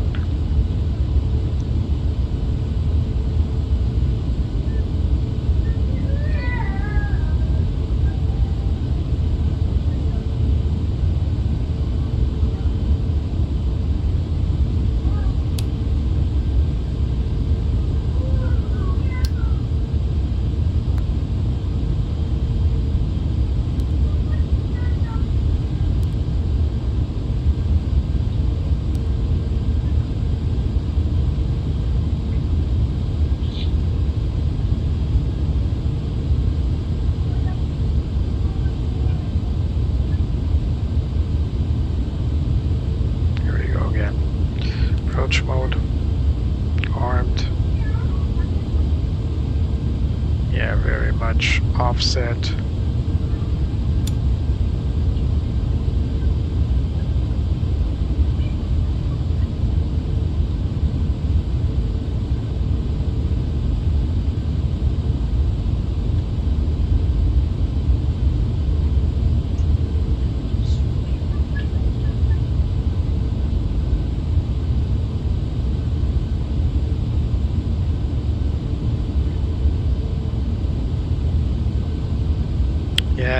I'm not worried, Drax. I just wanted you to see the island. But you were away, didn't see it. Alright, let's announce. Gran Canária Tower, Iberia 342 Heavy, ILSO runway 03 left. Iberia 342 Heavy, Gran Canária Tower, continue. Roger, Iberia 3422 Heavy.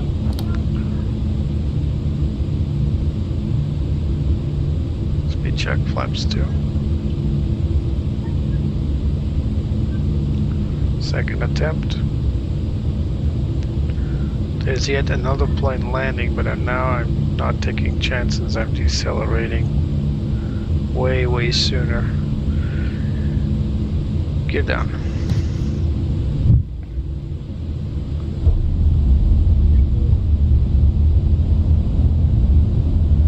Flaps 3.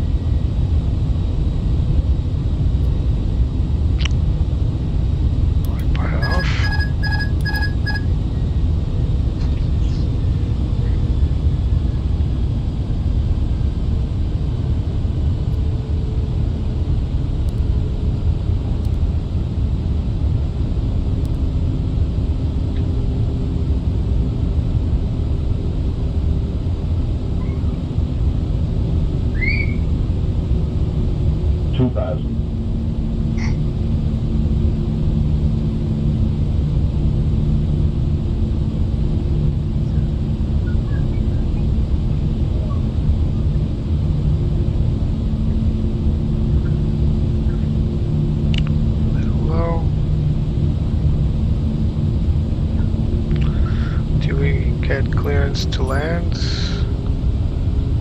Just continue.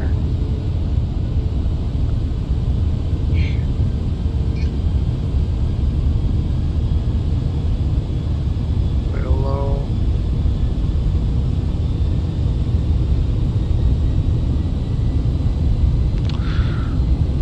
Landing status. Landing memo, no blue. Got flaps, spoilers armed. Landing lights on. Let's really turn off.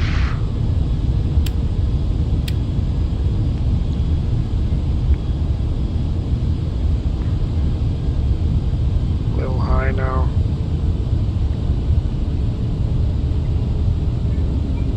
$1,000. 1,000 check.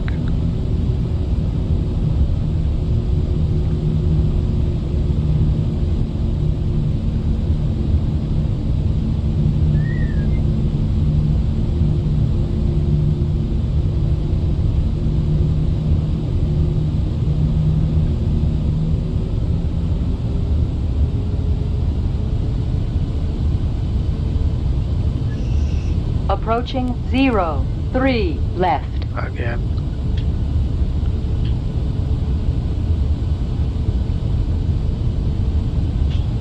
Still no landing clearance.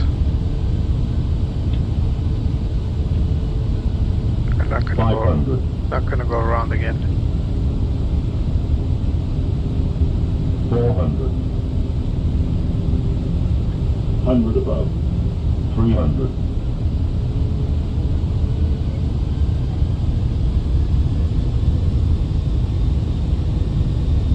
Minimum. Continue. Little high. 200.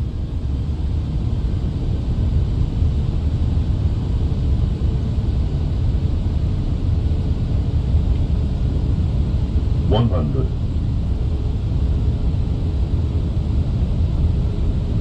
50, 40, 30, 20 cars, 10 cars, 5. Touchdown. Auto brake not set because we raised the gear. Reversers. Auto brake off. Yeah, not good.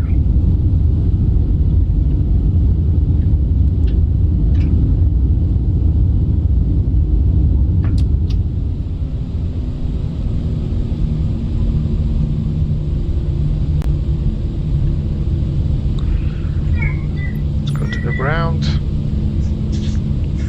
Iberia 3422 heavy. Request taxi to assigned gate. Not sure what happened there Iberia with the 342 heavy. Taxi to Stand Tango 1 2 via Sierra, Romeo 6 Foxtrot. Taxi to Stand Tango 12 via Sierra, Romeo 6 Foxtrot, Iberia 3422 heavy. So we're going to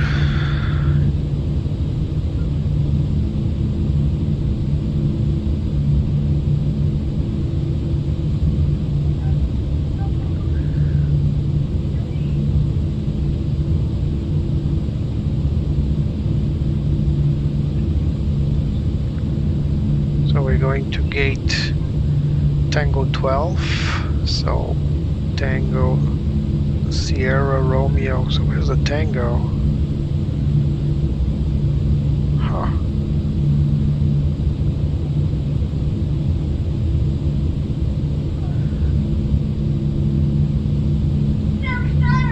Tango, where are the parking stands?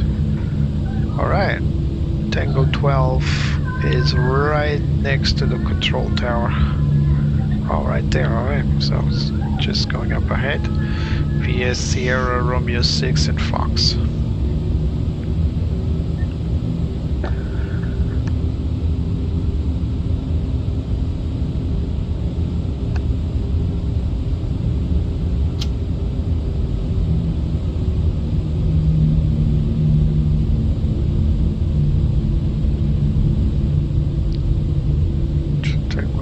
Right there.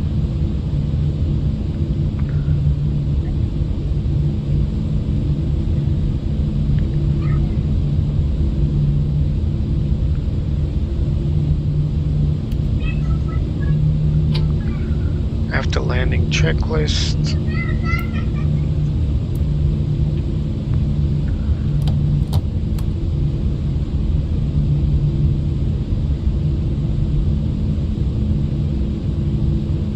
This is Fox.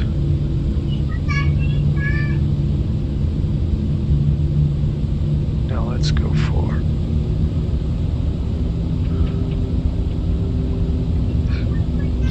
next to the, I think that, yeah, that's it. That's the one right up ahead.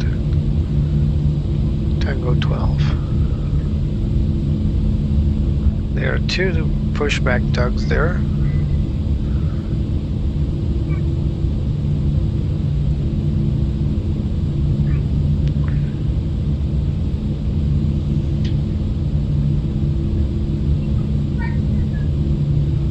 See the Marshall there.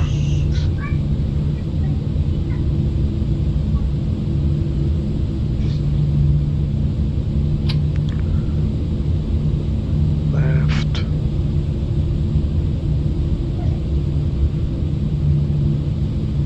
Let's go for the tail here.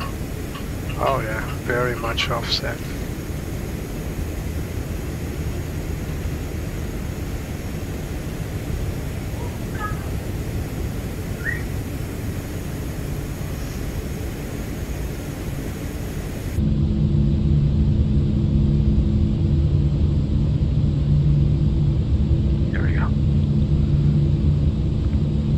Marshall is telling me to go to the left, but I'm dead on the BDGS, so I'm going to ignore that marshaller there.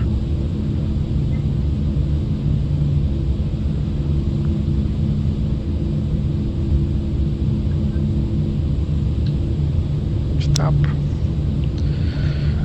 Parking brake set. And let's turn off the engines, 3 and 4.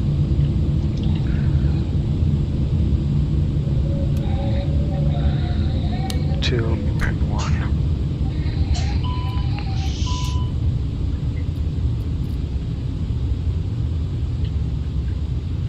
Yeah, fuel tanks are low. That's to be expected. Because we had to go around. Let's go connect the ground equipment. And Iberia plus 16 Zulu Victor, taxi to stand Tango 1 via Sierra 3, Romeo 7 Foxtrot, Romeo 12. Taxi to stand Tango 1 via Sierra 3, Romeo 7 Foxtrot, Romeo 12, Iberia plus 16 Zulu Victor.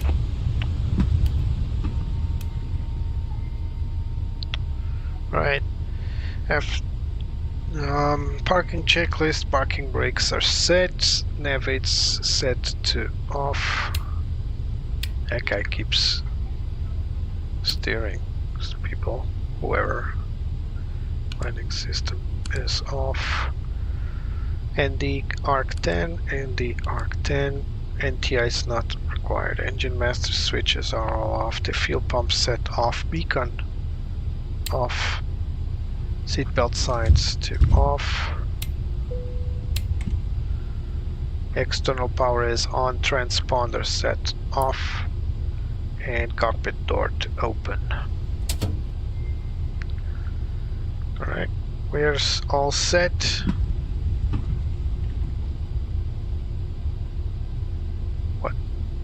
What's happening?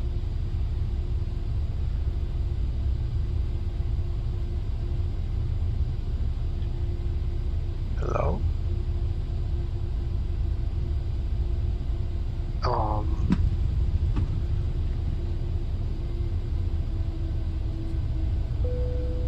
Passengers deboarding starting.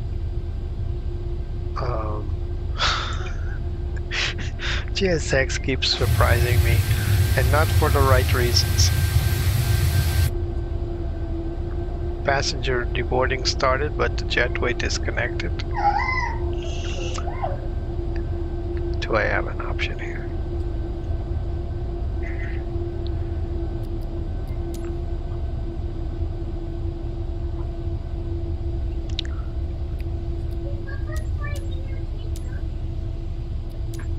No jetways here. And what's this? I give up. Guys, yeah, cam status can be clear, the plane's landed. Welcome to Gran Canaria. Apologies for the missed approach, not really something I can plan. Also apologize for the many errors GSX keeps presenting us during these flights.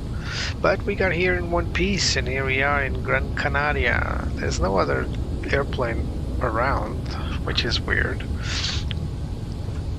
But yeah, the GSX is working, and there are a lot of planes in the parking spots behind me, but not on the gates for some reason, and the gate isn't connecting, so there's always something. Two tugs. Maybe it's an issue with the profile for this airport. Regardless, we got here in one piece, and we are offloading cargo and passengers as well. Thank you all from. Yeah, sure. Let's make a little tour of the Gran Canaria airport. Give me a moment here. I'll put it in the daytime so you can see it.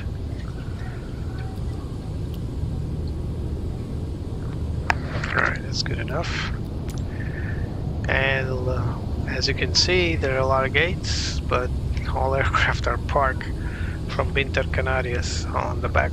Maybe it's by default, like they leave the main gates for the big jets, probably. So this is the Gran Canaria Islands. This is the tower. I can probably make a little detour here.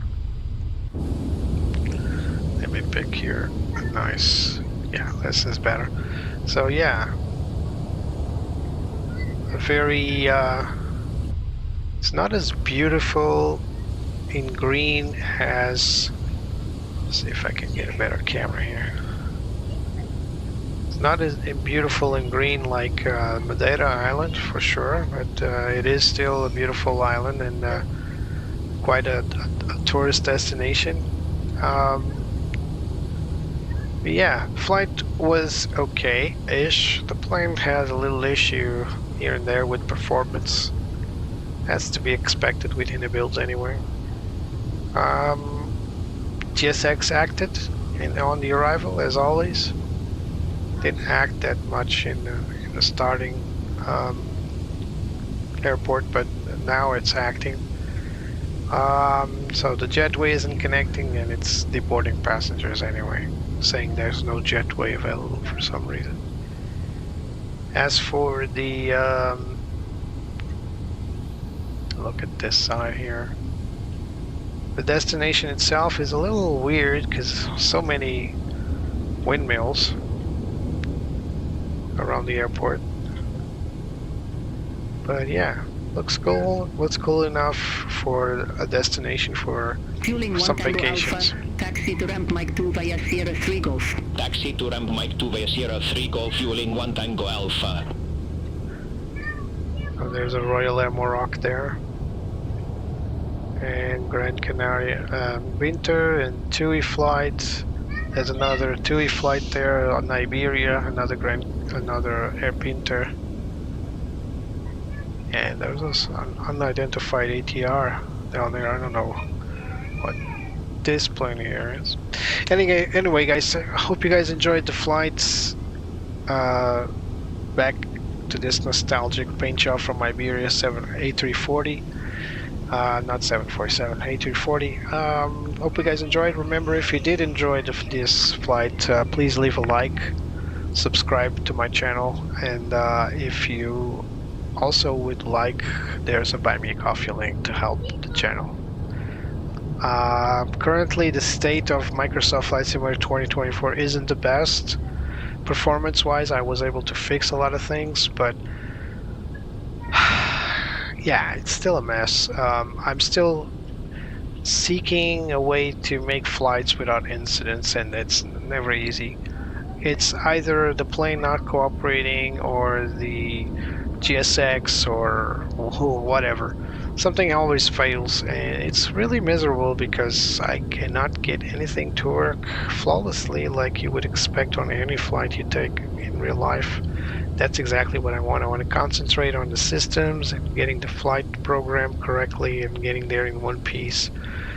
But unfortunately, there's always something happening, really making me remember that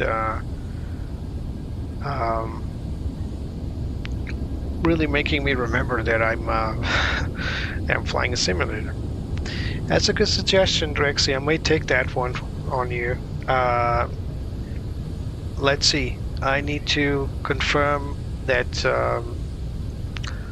if everything goes as planned, tomorrow I'll have a new plane on the hangar. If that happens, then it might change my plans. But if not, we'll see. Maybe I'll go back to Manchester out of Gran Canária. We'll see. Definitely not taking the A340, but probably that Jet 2 flight to Manchester on an A321 deal. We'll see.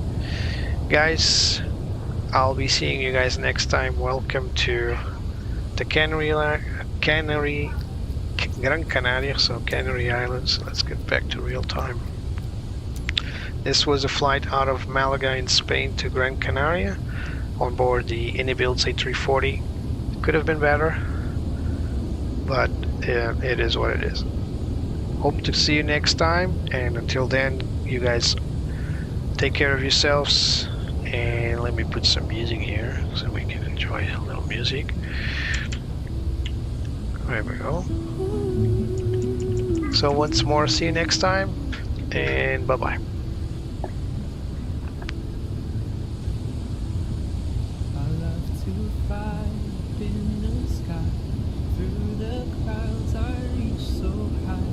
Climbing up to touch the light, adventure calls me day and night. The wind, it sings a melody, guiding where I long to be.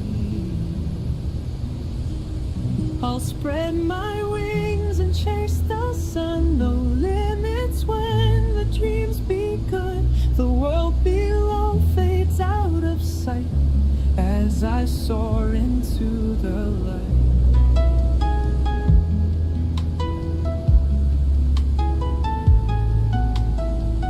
The stars above begin to shine, painting trails so bright and fine.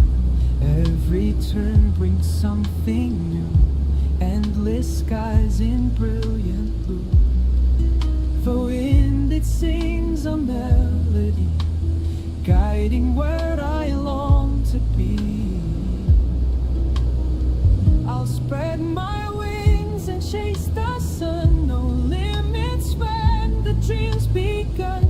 The world below fades out of sight as I soar into the light.